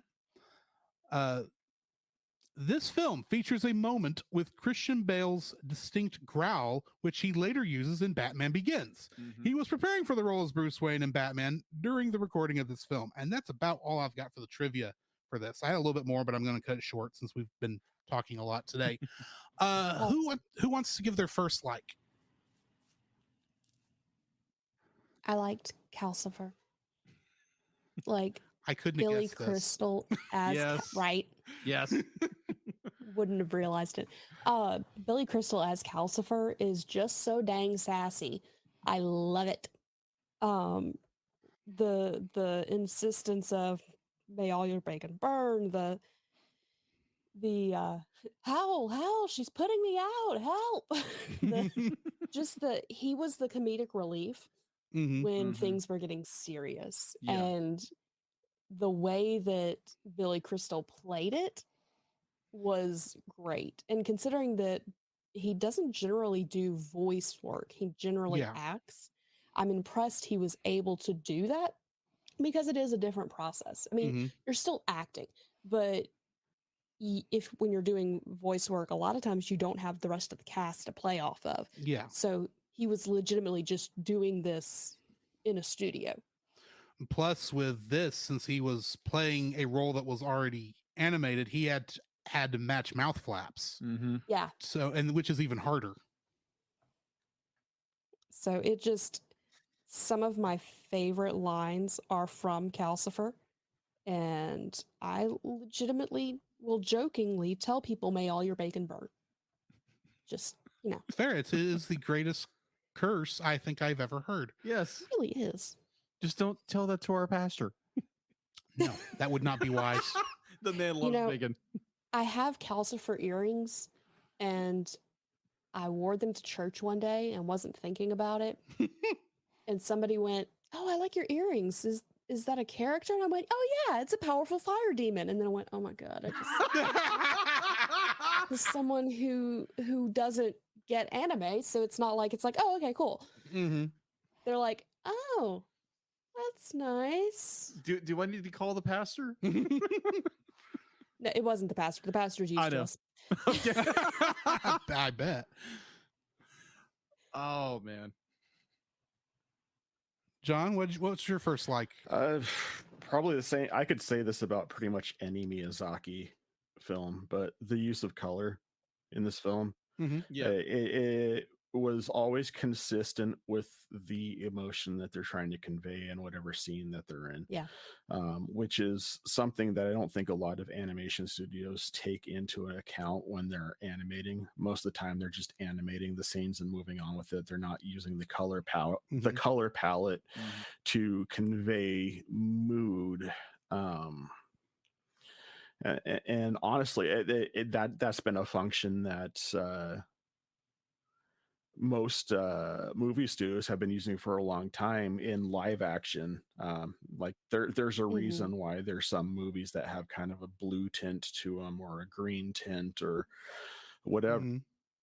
And it's to convey a specific feeling for a scene. And like say for instance the background that you have behind me, you can tell it's the bright blues of the sky with minimal cloud in there, and the green. It's all colored intentionally to invoke a feel or enormity to what you're seeing, and I think it's very intelligently done.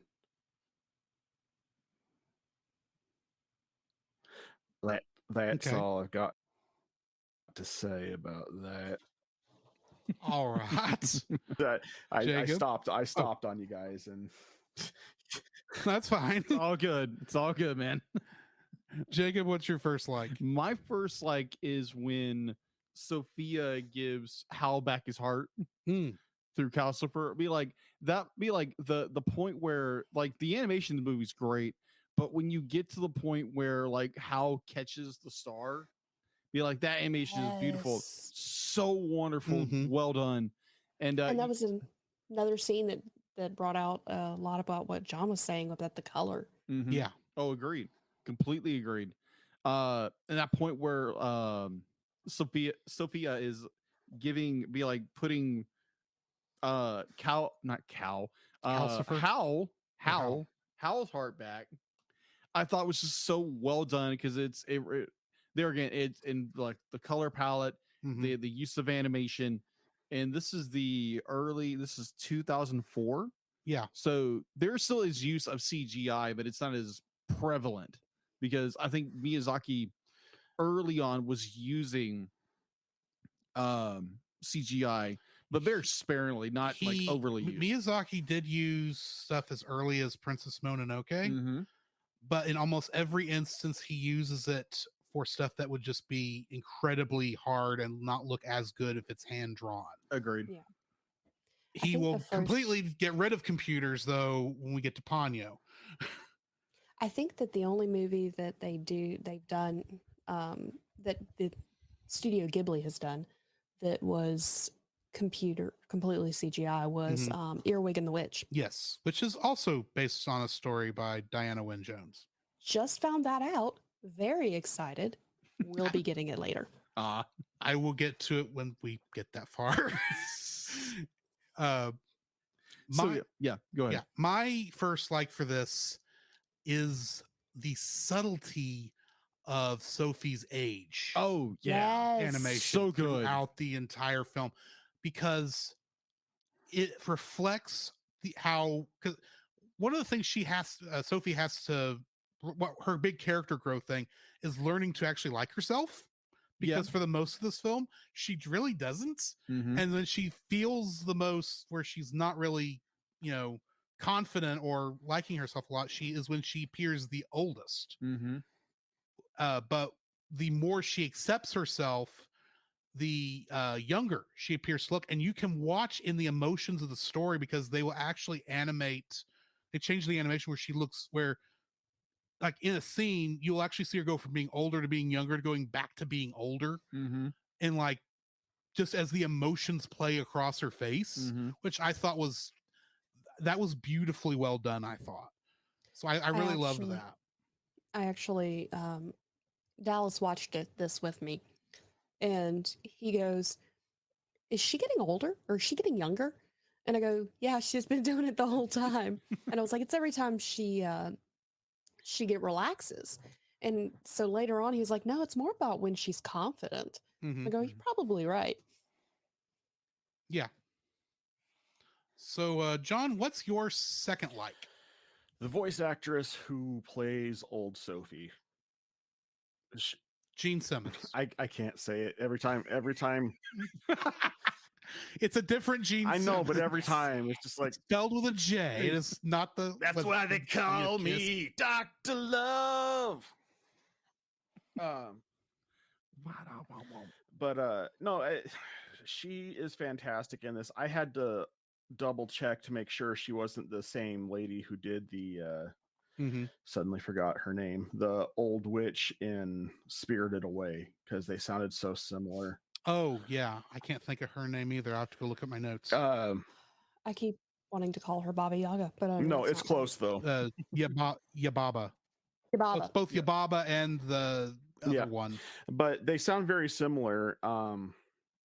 But she has a lot more. They're not the same person. I checked on that. No, it's not Suzanne Plachette. But I think that Jean had a lot more depth of character in this than Yababa did in Spirited Away. And she definitely stretched her legs out with this role. She was a joy to listen to and watch on the screen. I mean, really, for me, doing the voice acting that I do, it was a masterwork as far as something to watch. She was definitely my favorite voice. As much as I love Billy Crystal, her voice work just fit the character so well.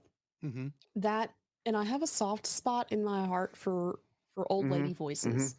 Like, if you sound like a grandma, you automatically sound comforting to me.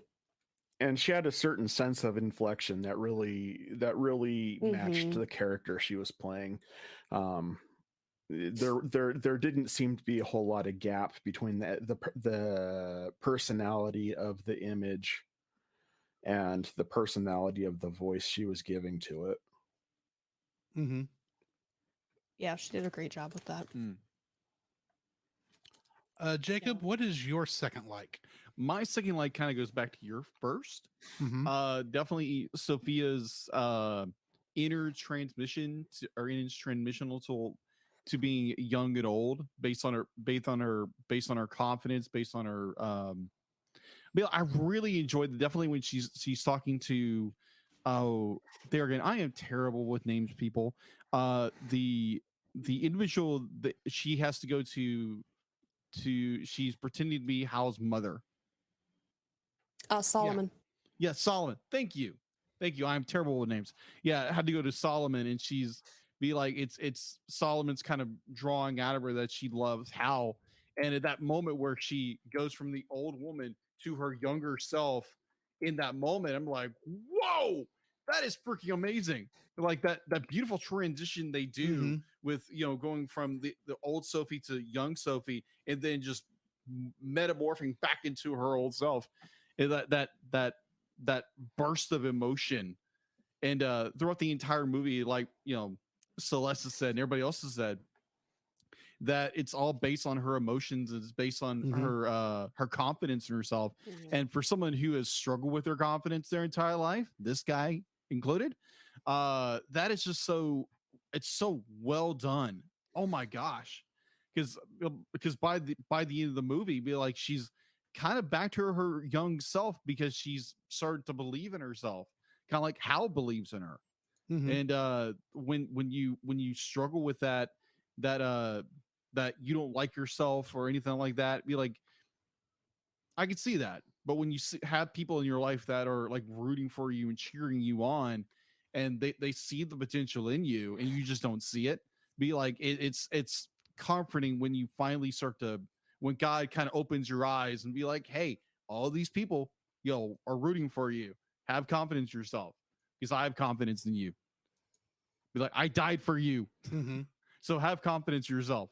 So yeah, it's just like those scenes kind of just hit me, like it hit a personal thing with me, and that was so well done. And I one of the reasons I love this movie is because of scenes like that. Yeah, that's my second like. Celeste, what's your second like? So my second like is the fact that the story of the movie is so different from the book. Normally that is a bad thing. Yeah. And you're like, they left things out, but Miyazaki managed to take the story, take the parts of the story that made it charming, and make it his own, to where, again, it feels like a completely different story. So it feels more like less like a book adaptation and more like a revamping of a story. So kind of like, you know how there's like 15 bajillion stories about Cinderella and Snow White and Beauty and the Beast, and they're all a little different. But if you're someone who enjoys that, you enjoy the differences. And the way it was done, it was almost like they were paying homage to the book, but making it different enough that you can enjoy both. Which I didn't realize until I read the book and absolutely loved it. But it's you can do both and enjoy both. And that's so rare when it comes to adaptations, when it comes to movies that have been books first. Right.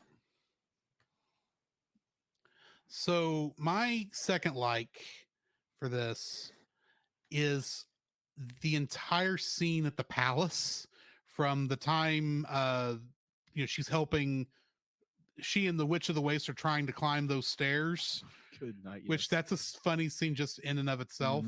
And I do enjoy how it shows Sophie's character, how she's even helping, encouraging the witch to get up the stairs, even though she's really has a lot of reason not to like the witch.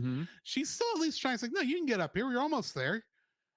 And then of course the witch gets her just desserts in a way I was not expecting. And then everything there when they're talking to Solomon, it's like that whole scene I thought was just a good, masterful way of showing, like, of giving all these characters like their time in the spotlight, along with introducing us to the dog, who you never really know as you're watching it if he's actually on our side or on their side, even up to the very end. He is the best boy.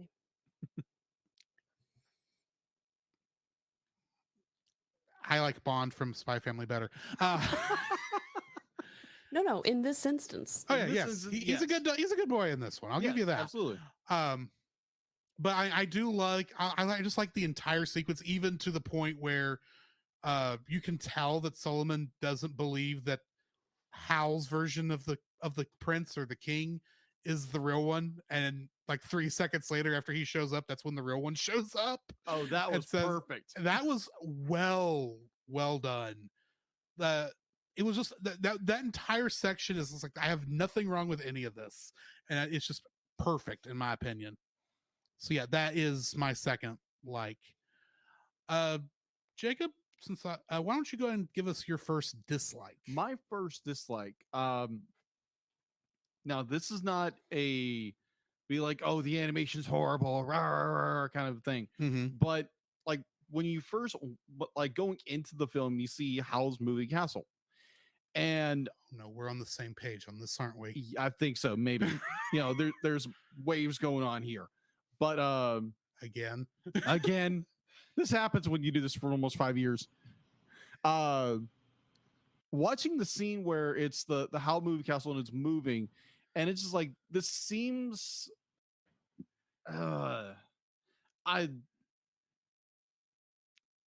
disjointed, huh? Disjointed. Yeah, it's disjointed. Like it's somewhat like paper mache. Yeah, in a way. It's kind of like they did. I can't describe it. I mean, it's obviously CG, but it is a lot of CG models that are kind of floating on each other. Yeah, it does. Thank you. That's the only way I really know how to put it. It does not feel like it's. I know it's supposed to be kind of a crazy mishmash structure, but it does not feel solid even magically. It feels like it will topple over any second now. I have a theory about that. And it just looks very flat on the screen to me. Okay. What's your theory, Celeste? So my theory is that it looks mismatched because the relationship between Howl and Calcifer was wrong. I can see that. See that? I still think it. I don't know. It looks like it's not in the shot, if that makes sense. Like they're not. It almost looks like if this was live action, that it was a copy. It was like a lot of copy and paste on top of each other. I will say almost see the layers. I noticed that the ships that were leaving Port Haven to go to the war were the same basic shape as the castle. So I'm curious as to if the implication is supposed to be that the castle started out as a ship. I can maybe see that, but the ships I think are a little bit better designed in this instance than the castle was.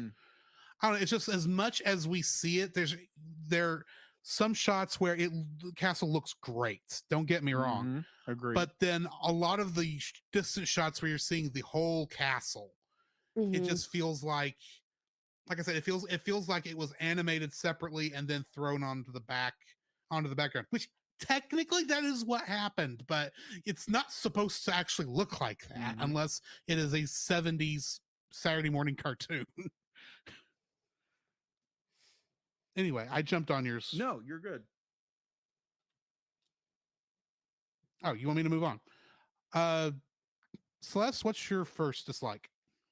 So my first dislike is the fact that there was supposed to be two sisters and there was only one. They completely... That's true. Like, even in the description, there's supposed to be two sisters, but they never mention the second sister. Like, just don't even talk about her. And to the point where I didn't realize that she existed until I read the book. That threw me off until I started the book. Oh, there's three? Didn't know there were three. Yeah. So and I'll admit, I kind of thought when I first watched this that the woman who's supposed to be their mother, I thought that was an older sister. That's what I thought too. Was Bruno? No. We don't talk about Bruno. There's a lot of things we don't talk about. Yeah, we don't talk about Leo. And why did you bring it up then? I don't know. What's Leo? Leo is a movie that belongs in the dumpster fire on the Bottom Shelf podcast. Yes. That is the only movie I've been disgusted at that we've reviewed. Yeah, it's bad. Go listen to our episode on that. It is literally called "We Don't Talk About Leo," and it is a worst. Yeah. We've never had a movie go in the dumpster fire on there my were show. Decisions. I understand this. But if one ever did, this would be one of Oh. them. Agreed. If I was on the show on this review, that would be my vote. Yeah, I don't recall ever seeing a movie that worthy of that, but I feel sorry for you that you have. Anyway, uh, Celeste, did you finish with your dislike? I have another one that I can pull up. Although Oh, let's go ahead and let John give his first. There's somebody in the chat you might Why? want to ban. Yeah, I'm working on it. I'm working on it. Ban hammer. All right. So you wanted my dislike, or whose dislike are we on? It's your first dislike.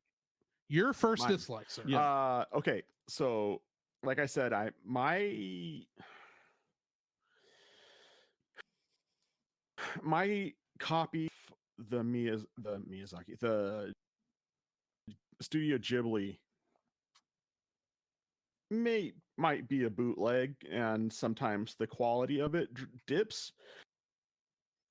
So I HBO Max instead and watched it there to make sure I could get it in all four.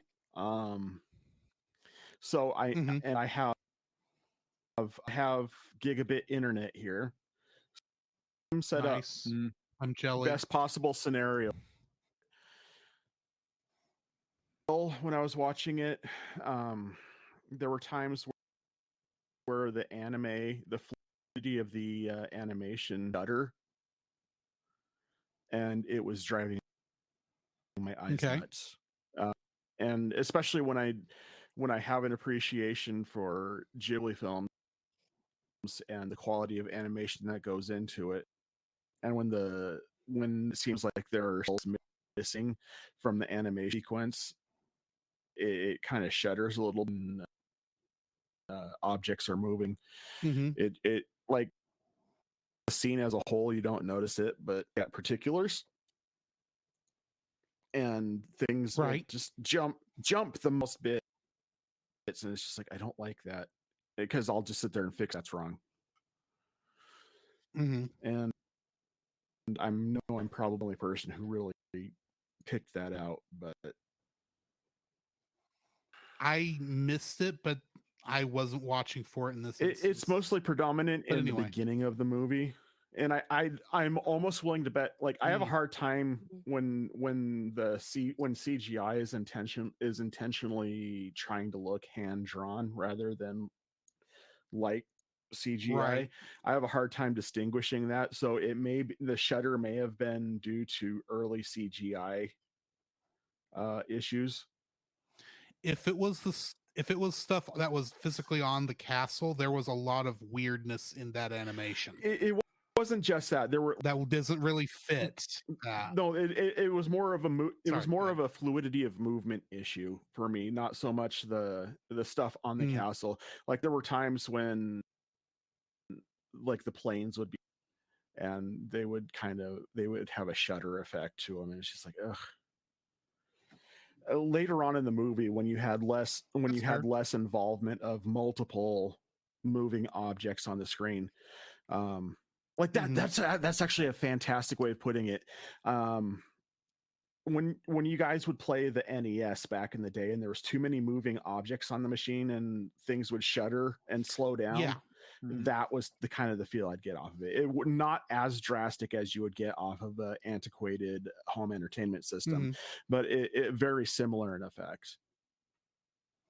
Right. I know what you're saying. Celeste, why don't you go ahead and give us your second dislike? So my second dislike is how little they fleshed out Markle. I feel like they could have utilized his character a little bit better rather than just being the dumb kid.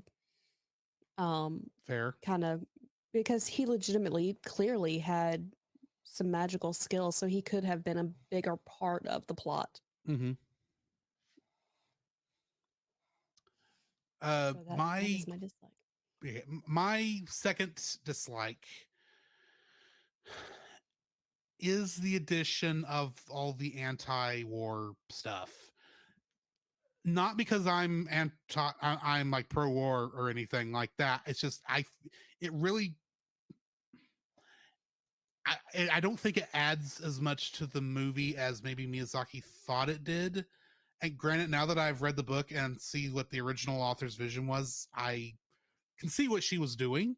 And I don't think what Miyazaki added with the war between the two countries makes a whole lot, fixes it or helps works with it very well with the overall story. And in some ways, I think you could leave the war stuff out of this, and you might have a little bit of a tighter movie, even if though you are losing some of the stresses that Howl is going through. In fact, ironically, I think as much as I don't like the war stuff in the film, I do think that actually makes Howl a better character in the movie than he is in the book. But I just don't think it adds enough to really focus on it as much as we end up doing, especially how quickly the war is just over at the very end of it. It's like, it takes longer than that to end a war, guys. Well, I think the implication was supposed to be that Solomon had been driving the war. Mm-hmm. Yeah, but she drops that so stinking fast when it's like she. I don't even really like her as the villain in many ways because I think she's not even that good of a villain. But I don't know. The war just seemed like it was unnecessary for the story. But that may just be me, I'll admit. And it's more of a nitpick than anything else. So I legitimately had a hard time coming up with dislikes for this movie. I did too, to be honest. John, do you have a second dislike?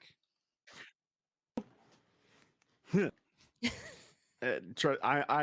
can find dislikes in pretty much anything, so that's where I excel. I have a hard time finding specific likes. But as far as dislikes are concerned, like, and this is probably my biggest dislike of the whole thing, is the absolute what's the word I'm looking for? Dispensability. No.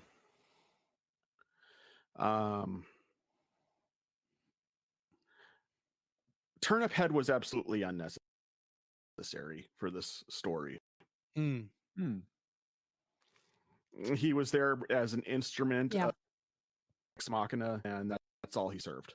And that, to me, is just, and it bothered me a lot.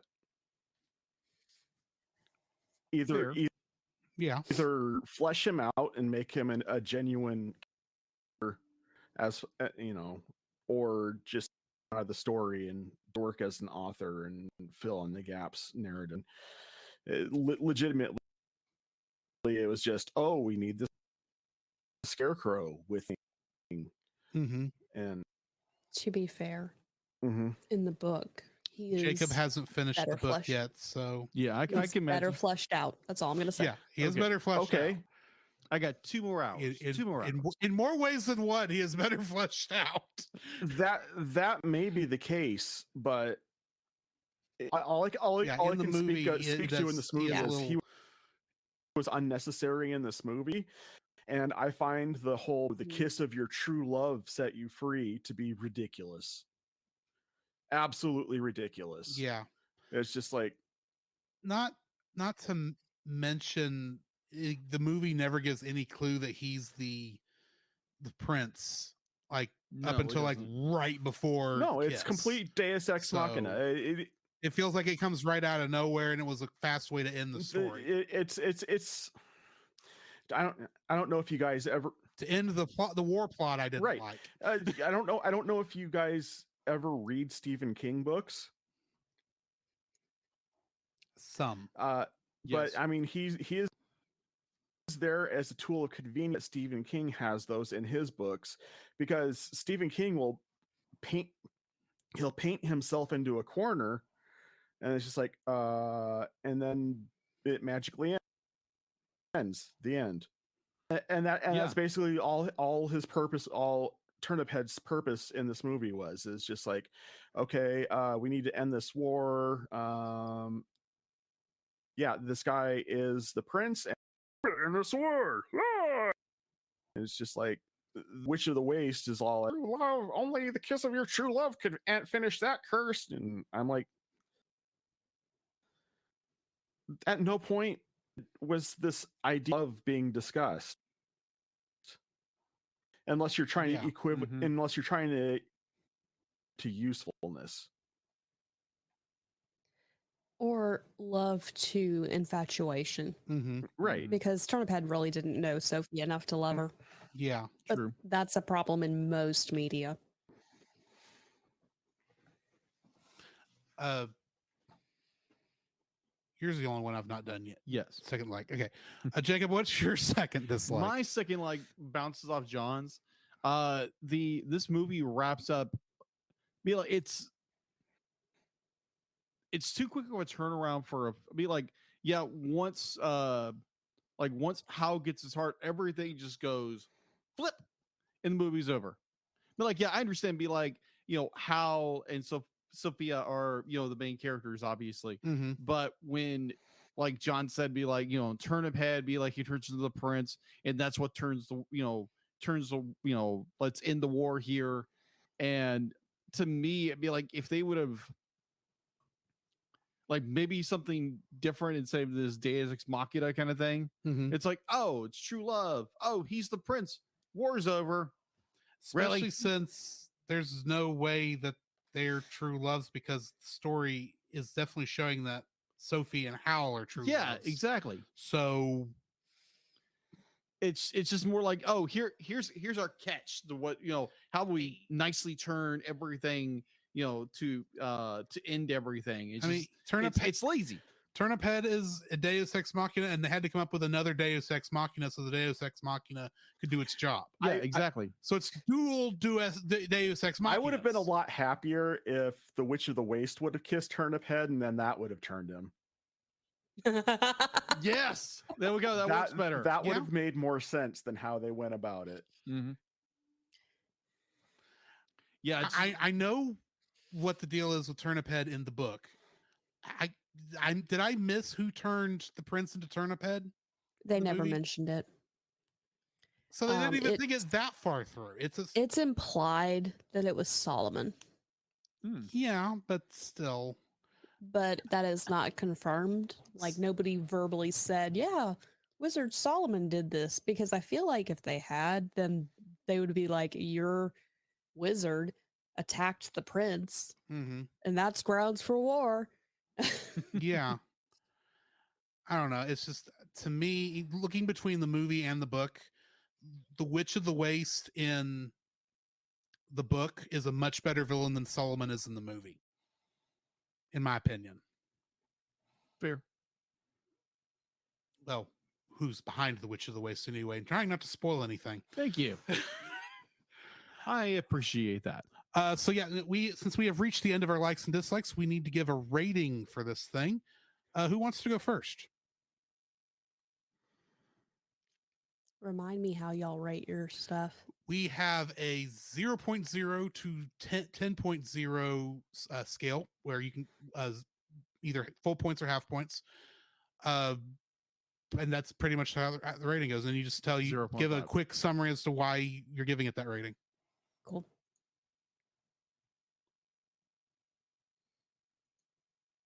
Jacob, what is your rating for this film? I enjoy this film.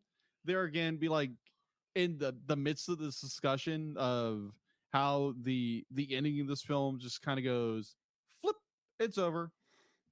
I really enjoy it. It's Miyazaki at like anything Miyazaki for the most part. What I've seen in Miyazaki is very well done. This is definitely for me a 7.5. It's a really good movie. The ending is kind of meh, but be like it gets the story across. It's just how they execute it is kind of meh. Overall, yeah, 7.5, good movie. John, what's your rating for this? Dumpster fire. No, I'm kidding. What? Those don't exist. Fight. I just wanted to get Celeste's hackles up. We gonna fight. Celeste's like, I will cut you. Next GeekCon is going to be very she interesting. would too, man. She's a sassy little girl. I would give this a 9. I was there. Really, my issues with this movies were quibbles. Granted, basically the one point I'm taking off is because of the amount of Deus Ex Machina at the end. And I think that if they would have given this more time to breathe, they had to cover a lot of ground. I could tell that. This and I look at it like I look at a Stephen King movie. If they would have given this more time to breathe and turned it into like a 3 episode mini series of 1.5 to 2 hour episodes and let it stretch its legs out a little bit, this could have been a perfect adaptation.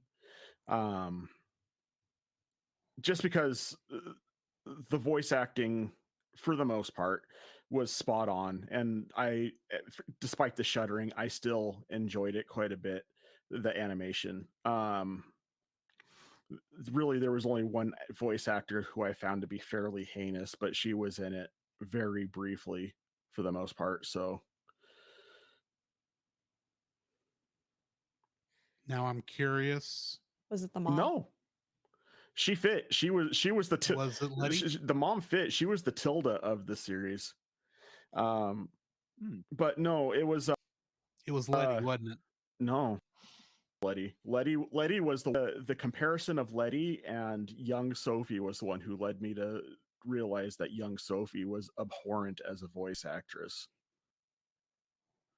Completely emotionless. It because it's able to convey emotion and adapt to the character on the screen.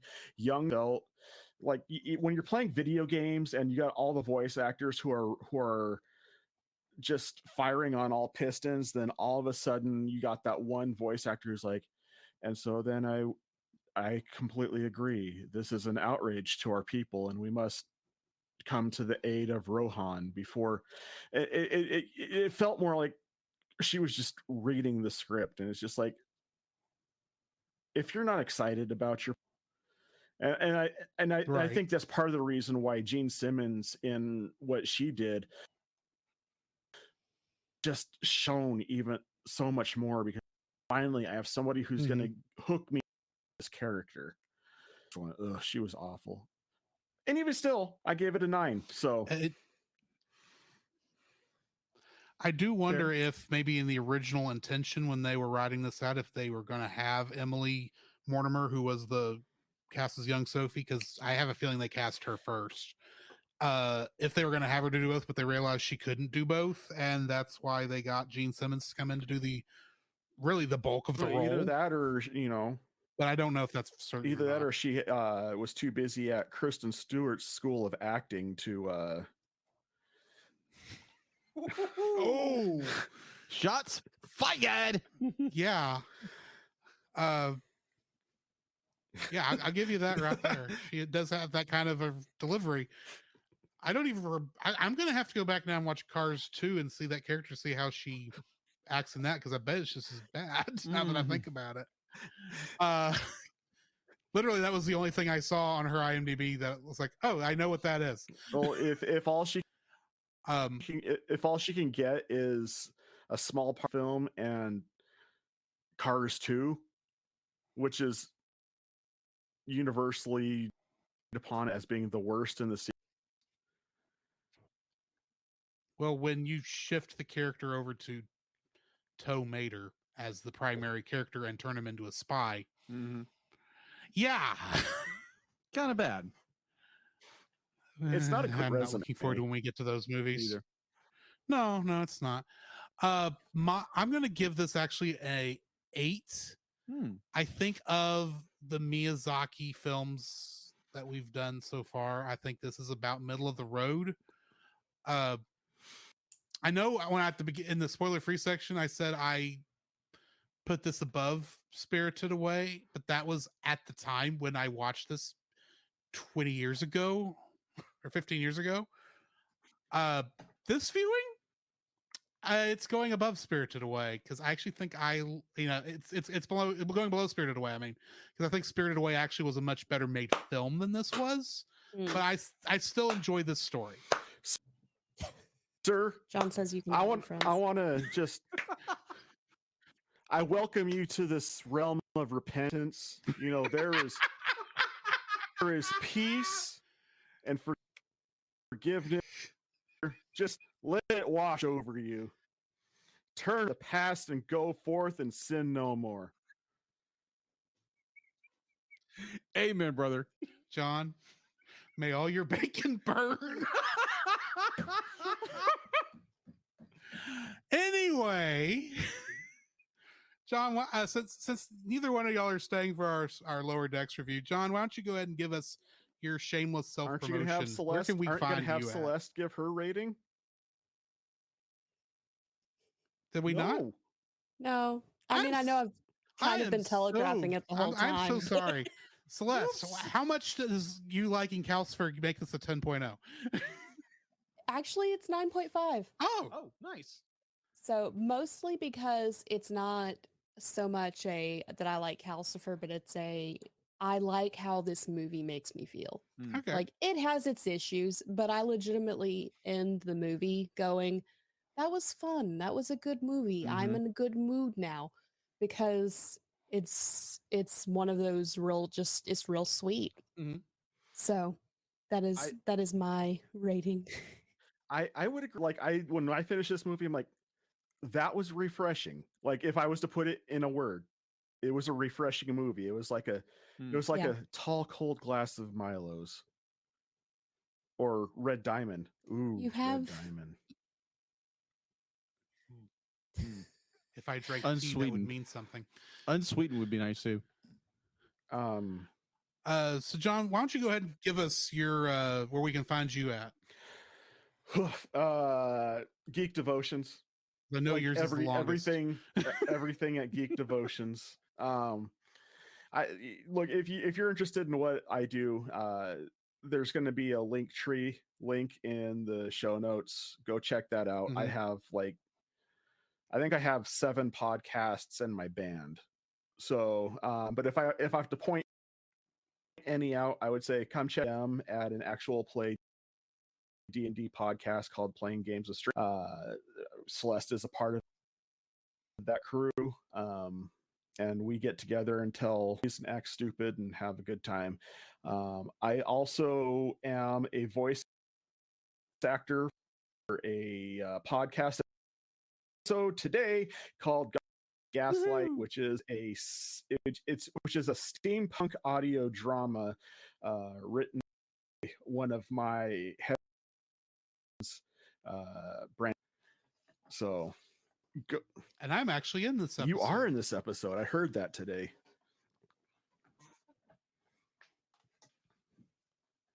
Just throwing that out. No. Y'all should listen to all of it, though.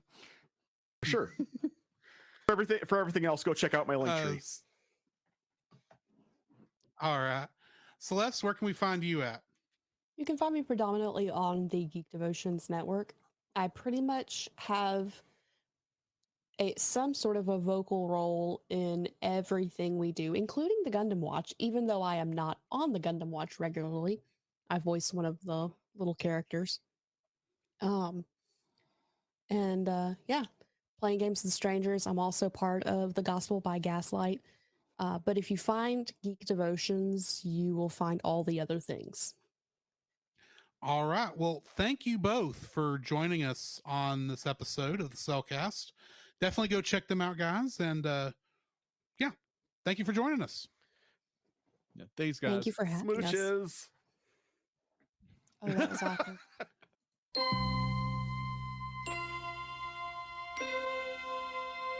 Space, the final frontier.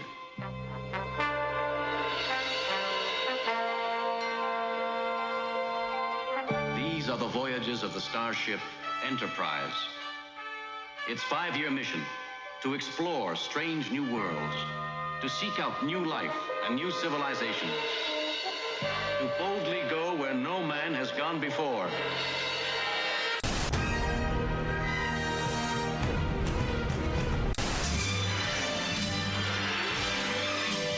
Robotech.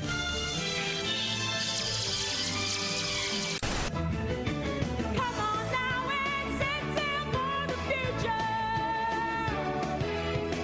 Fly the sky, oh, the love of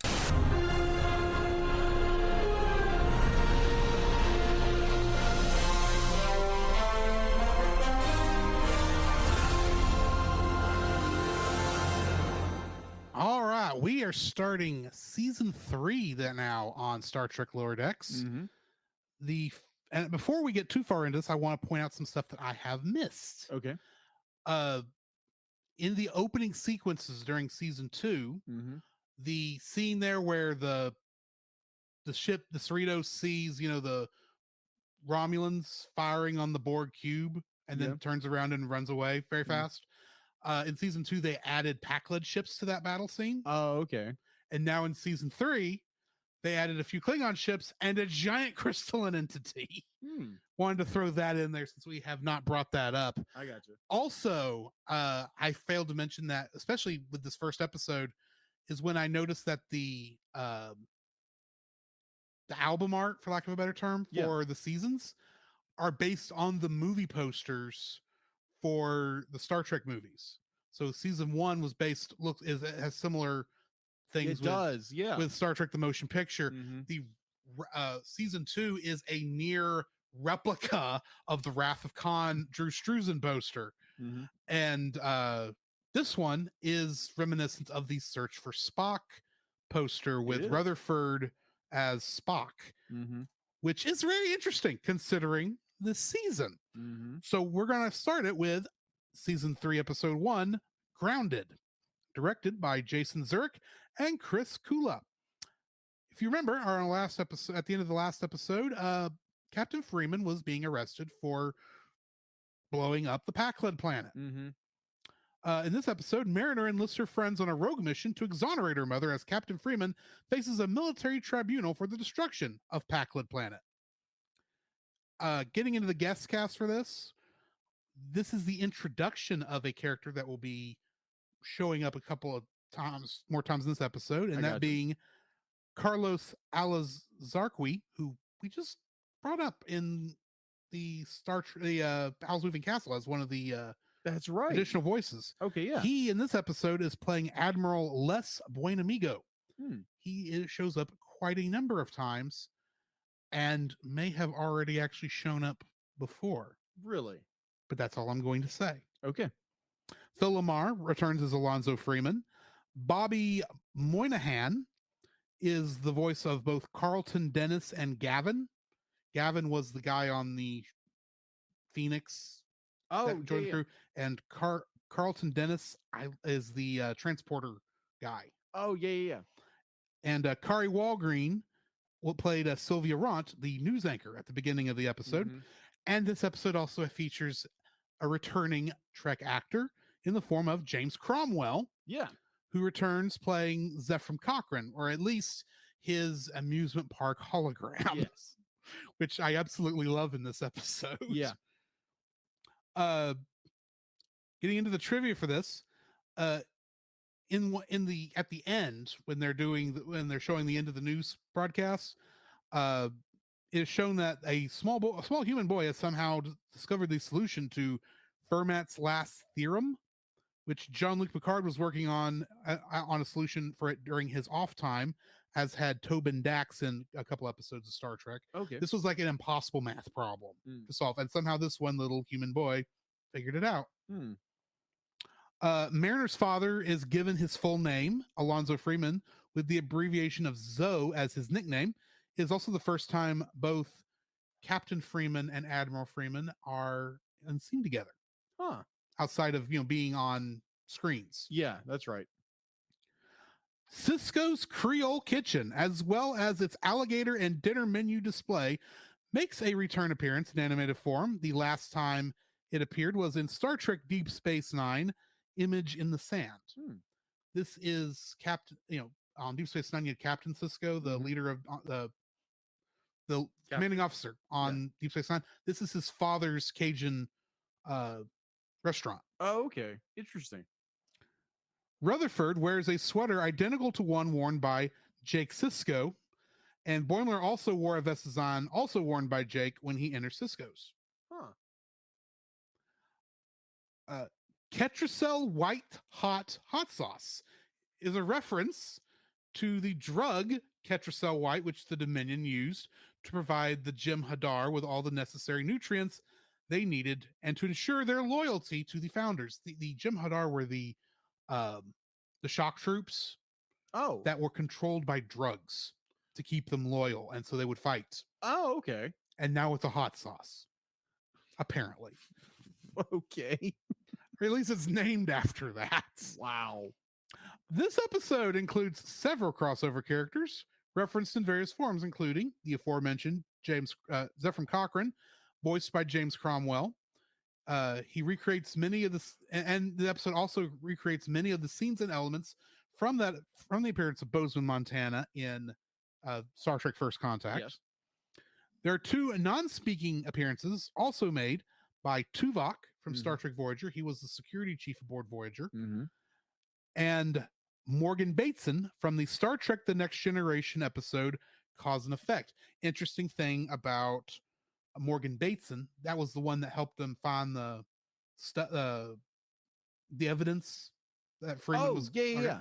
He is actually the actor who played him in Cause and Effect was Kelsey Grammer. Oh, okay. Yeah, that's why you mentioned that before. Right. And he looks a lot like Kelsey Grammer in animated form in this, which I thought was interesting. And also Tuvok looks a lot like the actor also. Additionally, the FNN news ticker also referenced the now Admiral Edward Jellicoe, previously seen in the Star Trek Next Generation two-part episode, Chain of Command, Part 1 and 2, and Sonny Clemens, who previously appeared in the Next Generation Season 1 episode, The Neutral Zone. The funny thing about Sonny Clemens, he is actually a country music star from the 20th century. Really? Who got frozen because cryogenics were a fad at the time. And he got the station satellite that was keeping them safe, him and like two other people. Apparently during World War III, they didn't bother keeping up with where that satellite happened to that satellite, and it went off into deep space. And the Enterprise D is the one that found it. You ever want to see something weird? Go look at that episode, because this guy from the 20th century trying to figure out how to operate replicators was, I think it was funny, but it's a subpar episode in general, unfortunately. Zephyr Cochrane's statue, which was described by Geordi LaForge in Star Trek First Contact, is shown on screen, as well as other visual tributes to the film, including the Crash and Burn Bar, a playground replica of T-Plan Hoth, the Phoenix, and the inclusion of the song Magic Carpet Ride by Steppenwolf. Carlton Dennis wears the late 2360s, early 2370s Starfleet uniform, worn for the 4.5 seasons of Star Trek Deep Space Nine, Star Trek Generations, and throughout Star Trek Voyager. Boimler's hair is confirmed to be dyed purple rather than simply appearing to purple due to the show's palette. The Type 6A shuttlecraft Yosemite that was previously destroyed in Where Pleasant Fountains Lie is replaced in this episode by the Yosemite 2. The Raisin Vineyards of the Boimler family have parallels with Chateau Picard, and Boimler's and Picard's preference to being in Starfleet. Unlike Picard's appreciation for his family's history of winemaking, Boimler's finds the process of drying grapes to be unbearably dull. The stealing of the Cerritos from the starbase is very similar to what happened in to the USS Enterprise in The Search for Spock.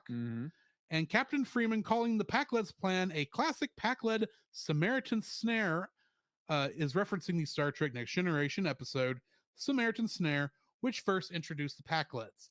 This is also the final episode in the Packlet arc, as far as we know. Okay. So yeah, we won't have to deal with Packlets for a little bit. At least. Okay. For the moment. For the moment. Who knows in season 4? What are your thoughts on this episode? Oh, in very classic style, be like everyone's saying, be like, hey, don't do anything rash. Don't do anything rash. And of course, Mariner does something rash. Yes. Well, I understanding why she does it, because she wants, like, she knows her mother's innocent and she's gonna do everything in her power to Mhm. do that, even though be like her father's telling her it's like, hey, trust in the system, trust in Starfleet, and obviously be like her father, be like his trust is founded, be like the captain is acquitted of all charges, and it's that same rashness and bullheadedness not to listen but to go charging head forward into without, like, taking into account maybe things are going to turn out right. Mhm. And I love how this episode ends, is where Mariner is sitting with her parents, and of course she's ranting raving about crap, and her parents are like, yeah, the Cerritos is your last chance. This was your last chance. It still is your last chance. It still is your last chance. And it's like, oh, yeah, I'm putting you, be like, you are no longer under my command. You are under her number one. Well, she is still technically under her command, Yeah.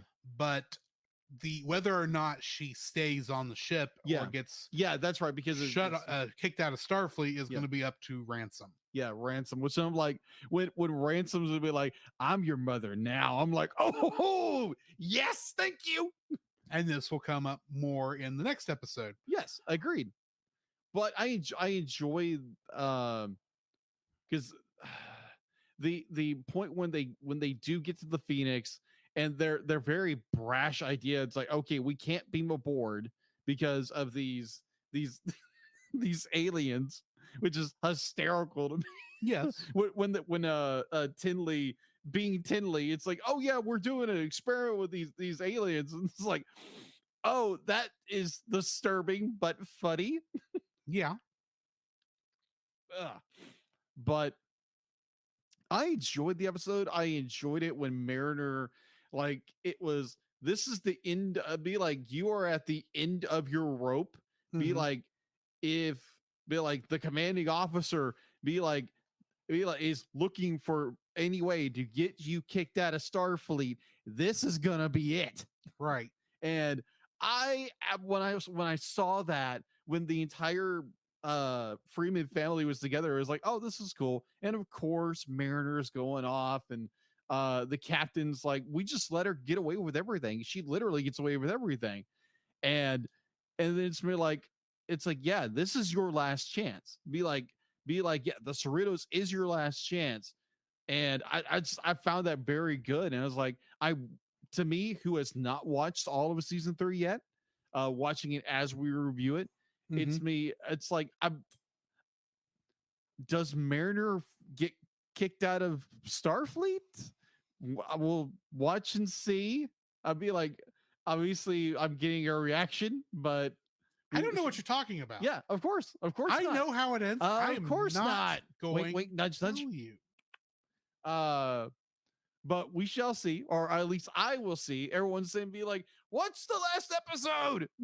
No, watch all the episodes. Watch but all the episodes. I do understand why you're going at it at the rate you're going. Exactly. You are fine. Yes. So yes, this is a good episode. It's a good start to season 3. This when I first watched this episode, Mhm. and they first mentioned, oh, we could go to historic Bozeman. Mm-hmm. My heart leapt into my chest. I can imagine. Because here's the thing, folks. I grew up watching a lot of Star Trek, Mm-hmm. but my absolute favorite Star Trek movie that I have the most nostalgia for, I have to say it that way because 6 is my absolute favorite. 2, I think, is a very, very good movie, and it's like right there with 6 in terms of, like, it's only separated by a couple of degrees for me. First Contact is the first one I saw, first Star Trek movie I saw in a theater. I'm 90% sure. I may have seen Generations in a theater, but I would have been a little young at the time.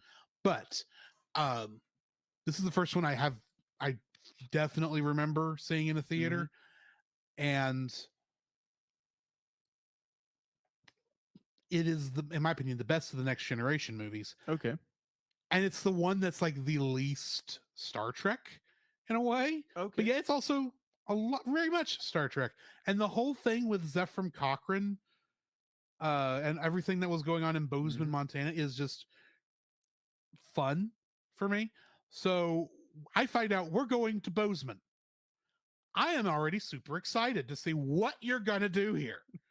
So they get there, and of course, the music goes straight into the theme to Star Trek First Contact. I'm going, oh, I'm here. My childhood has just reared its ugly head, and I am enjoying this. And you're seeing things like the statue of Zephram Cochrane, the crash and burn bar, the T-Plana Hoth, the Vulcan ship that made First Contact as a playground. I find hilarious.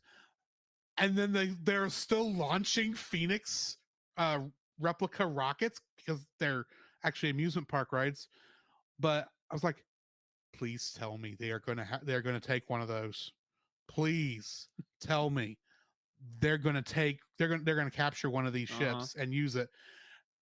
And then you hear, and then the voice starts talking, and it's like, okay, yeah, that's obviously supposed to be Zephram Cochrane. Wait a minute.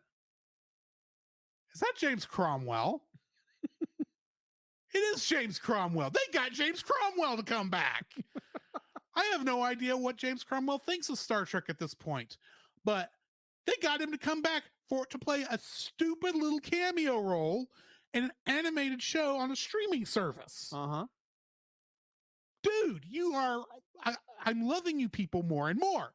And then he gets great lines like, oh, you caught me while I'm just doing some taking care of some last minute repairs, and you should take care of any last minute snacks because there's none allowed in the ride vehicle. I'm like, that's hilarious. It's like, you people went to Disney World to figure out what he needed to say for this scene, didn't you? Man. And then we're in the Phoenix, and they're getting ready to launch off. He says, and one last thing, let's rock and roll. And then they start playing Magic Carpet Ride. I'm going, my childhood nostalgia is complete for this episode because there's no way they went so hard into playing into First Contact in a way that there's no reason they had to for the story. Because they could have just done a quick, it's like, thank you for leaning into it this hard because I absolutely love this.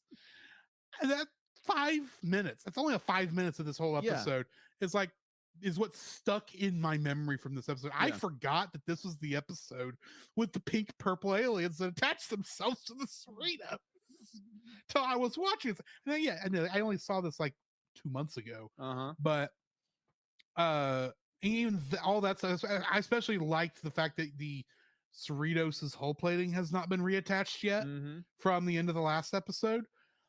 So I like that in there. And the whole thing of all the stuff on Earth, because this was actually the first Lower Decks episode to mostly take place on Earth. Okay. Previously in season 2, there was like one scene where they were on Earth and then they got out of there in a hurry. So this was, I absolutely enjoyed this episode, and I love how they didn't have to do any of this. They didn't have to do a cotton pick any of the stuff they did this because the system was going to take care of it.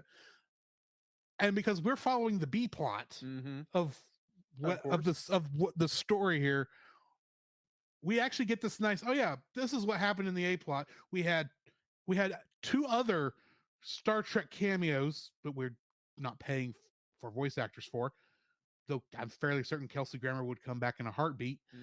And we did all this other stuff. It's like, that would have been cool to see too, but I'm kind of happy with the story I got.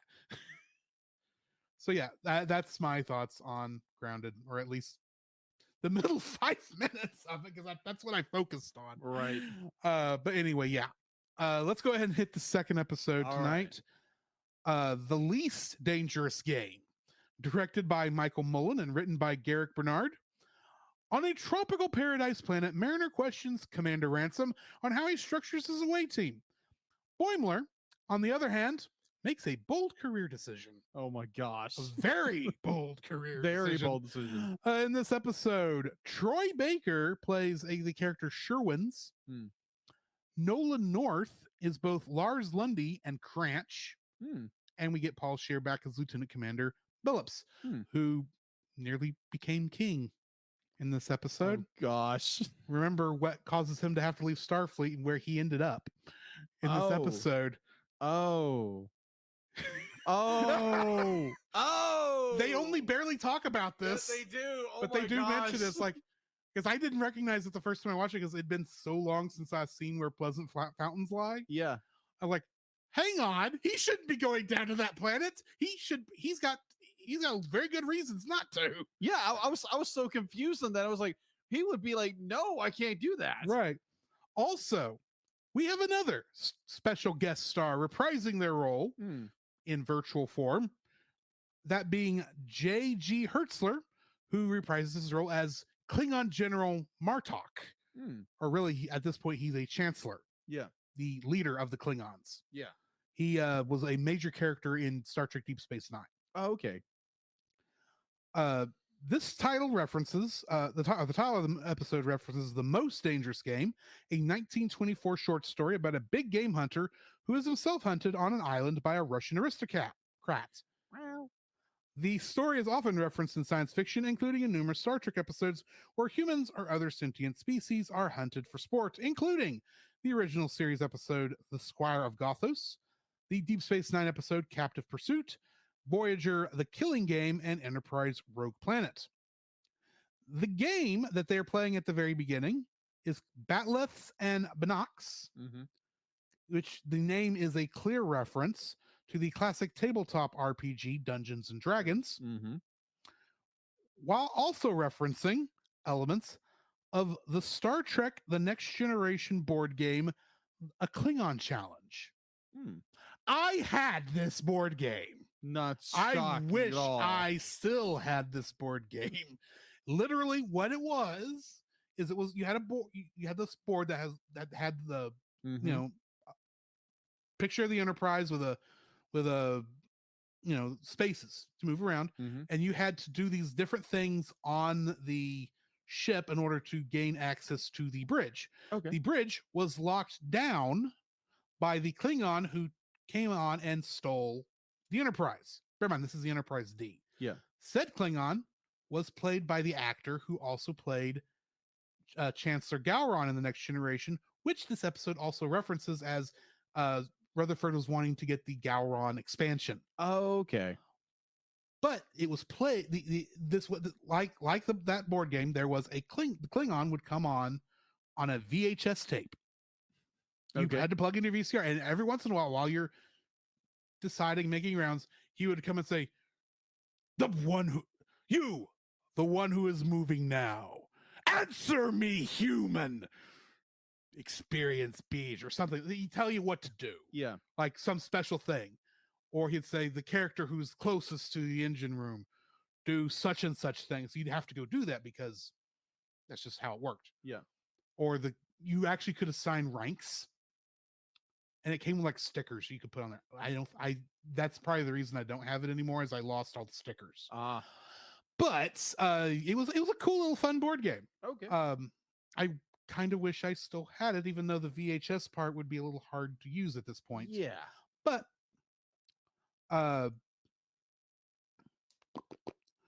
this episode, like I said, mentions the return of General Martok, albeit the host of the Ferengi program based on the famous Klingon Martok, and Gowron being referenced as the expansion pack.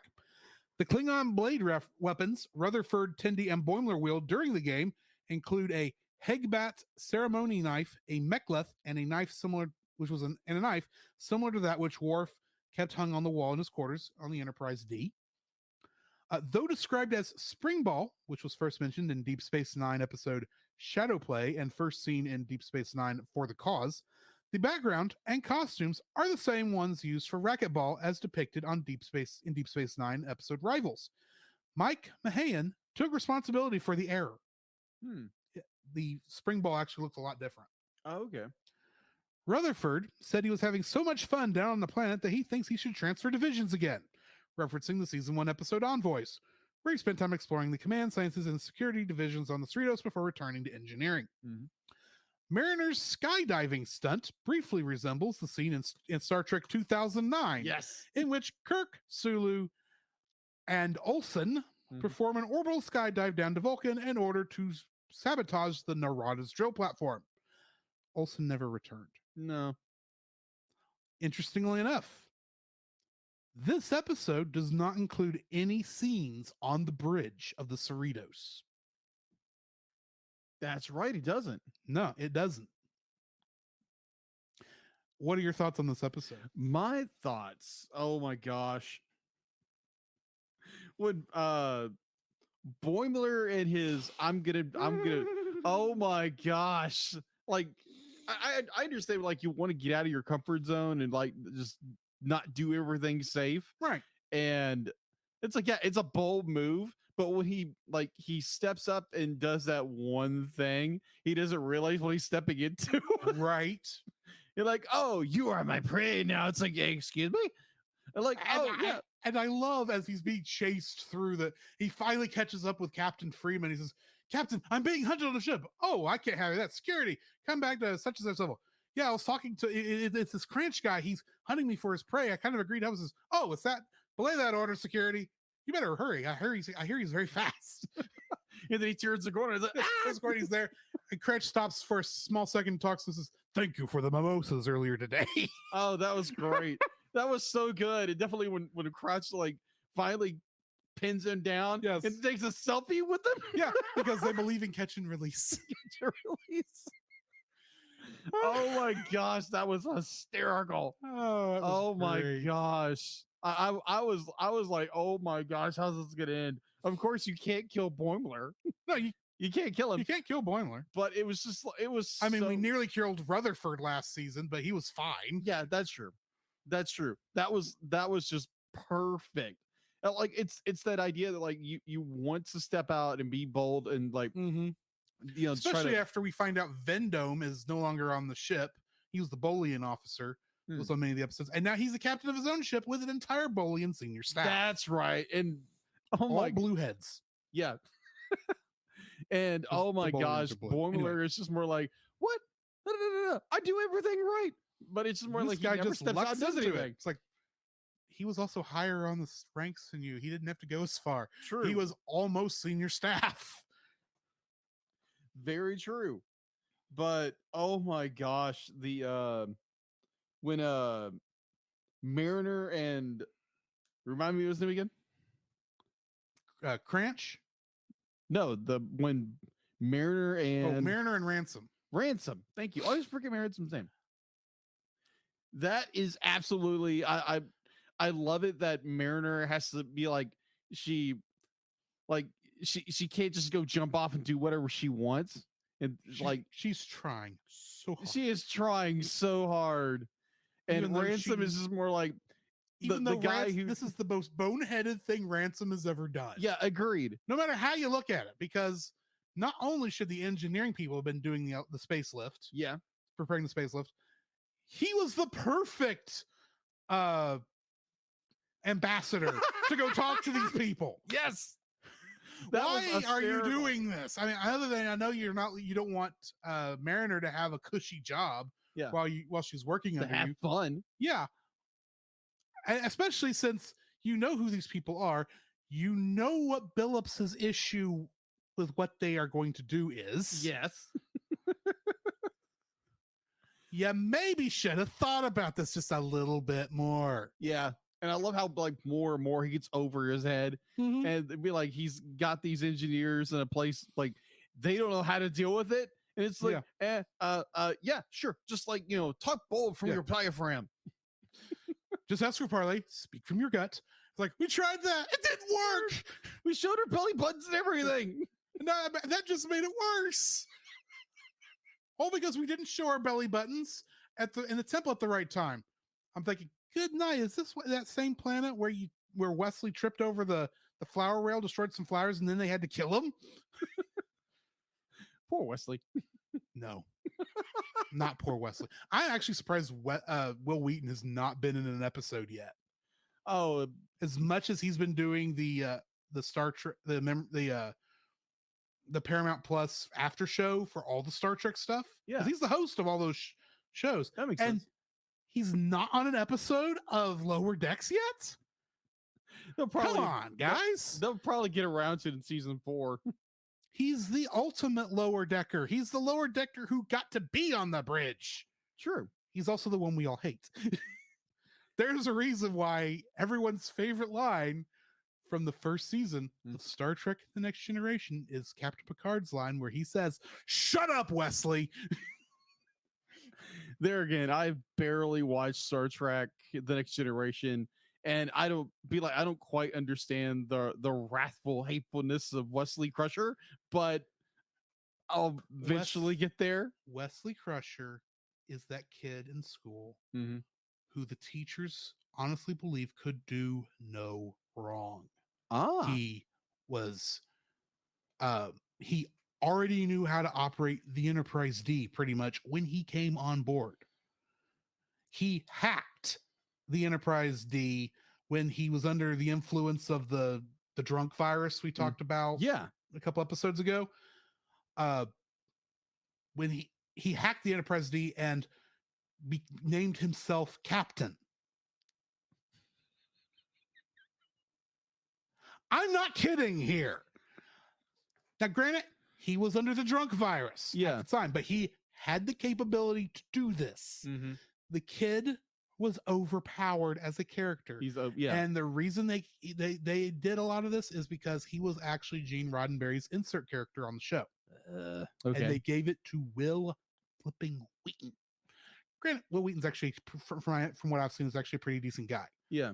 He's actually he's leaned in heavily to the jokes about the character, to the point where his entire reason for Will Wheaton for being on The Big Bang Theory was because Sheldon, the tall geeky one, used to love Wesley Crusher on The Next Generation until Will Wheaton couldn't show up to a fan convention, and then he was his most hated enemy.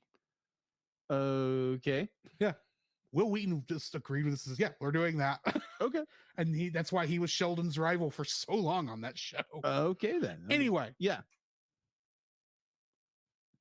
This was just a good episode. It was fun. It was great that Mariner finally is like, you know what? I'm going to do this. I'm going to save my friend. And she dives. She dives, and he calls her. And she's like, oh, crap. And she has to get off. She has to fly back into the structure, climb this ladder. She gets halfway up it, and it turns into a climbing wall because the alien race loves health and wellness. So of course they've got a rock climbing wall in the middle of their maintenance bay. And then that just leads up to an elevator that shoots her the rest of the way up so that, she can actually make it back in time. And then they jump back off. And they randomly like, oh, come on, we got to jump. It's like, oh, okay. Let me catch my breath. It's like, no, we don't have time for that. And they both jump off. He's having the time of his life, much like Mariner was doing the first time, and she's asleep. She's falling asleep. This is a good episode. Okay, yeah, agreed. Agreed. Next time, we will be looking at the Star Trek Lower Decks episodes. Mining the Mind's Mines and Room for Growth. And the next movie will be our start of Christmas month. Yeah. With Muppet Family Christmas. Nice. A movie that you will actually have to go do some searching to find it. Not you. I already got you a link. Okay. But for everybody else, you'll have to go do some Googling yourself. I got you. Because the legal rights on this one are a little impossible. Dicey.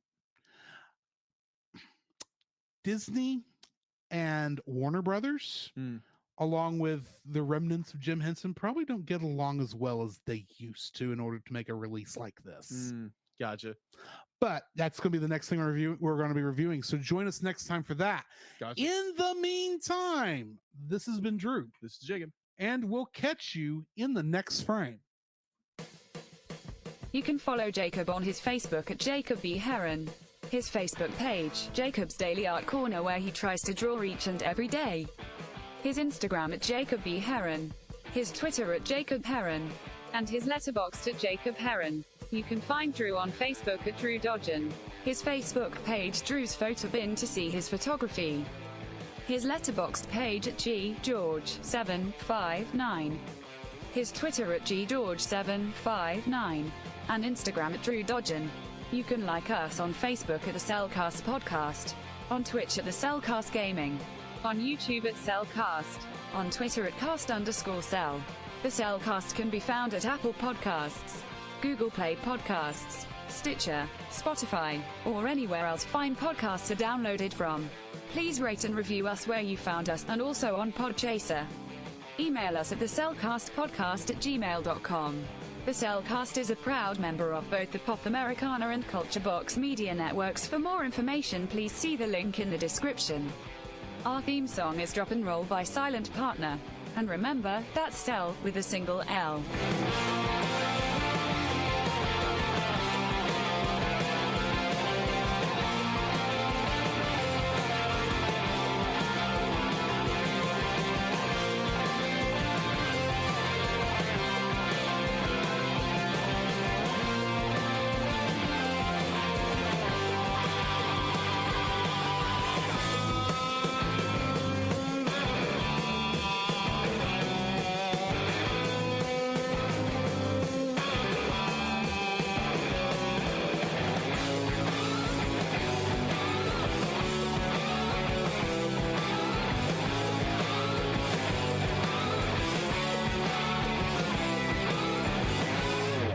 We here at the Cellcast formally pray that for your Thanksgiving dinner, your bacon doesn't burn. Amen to that.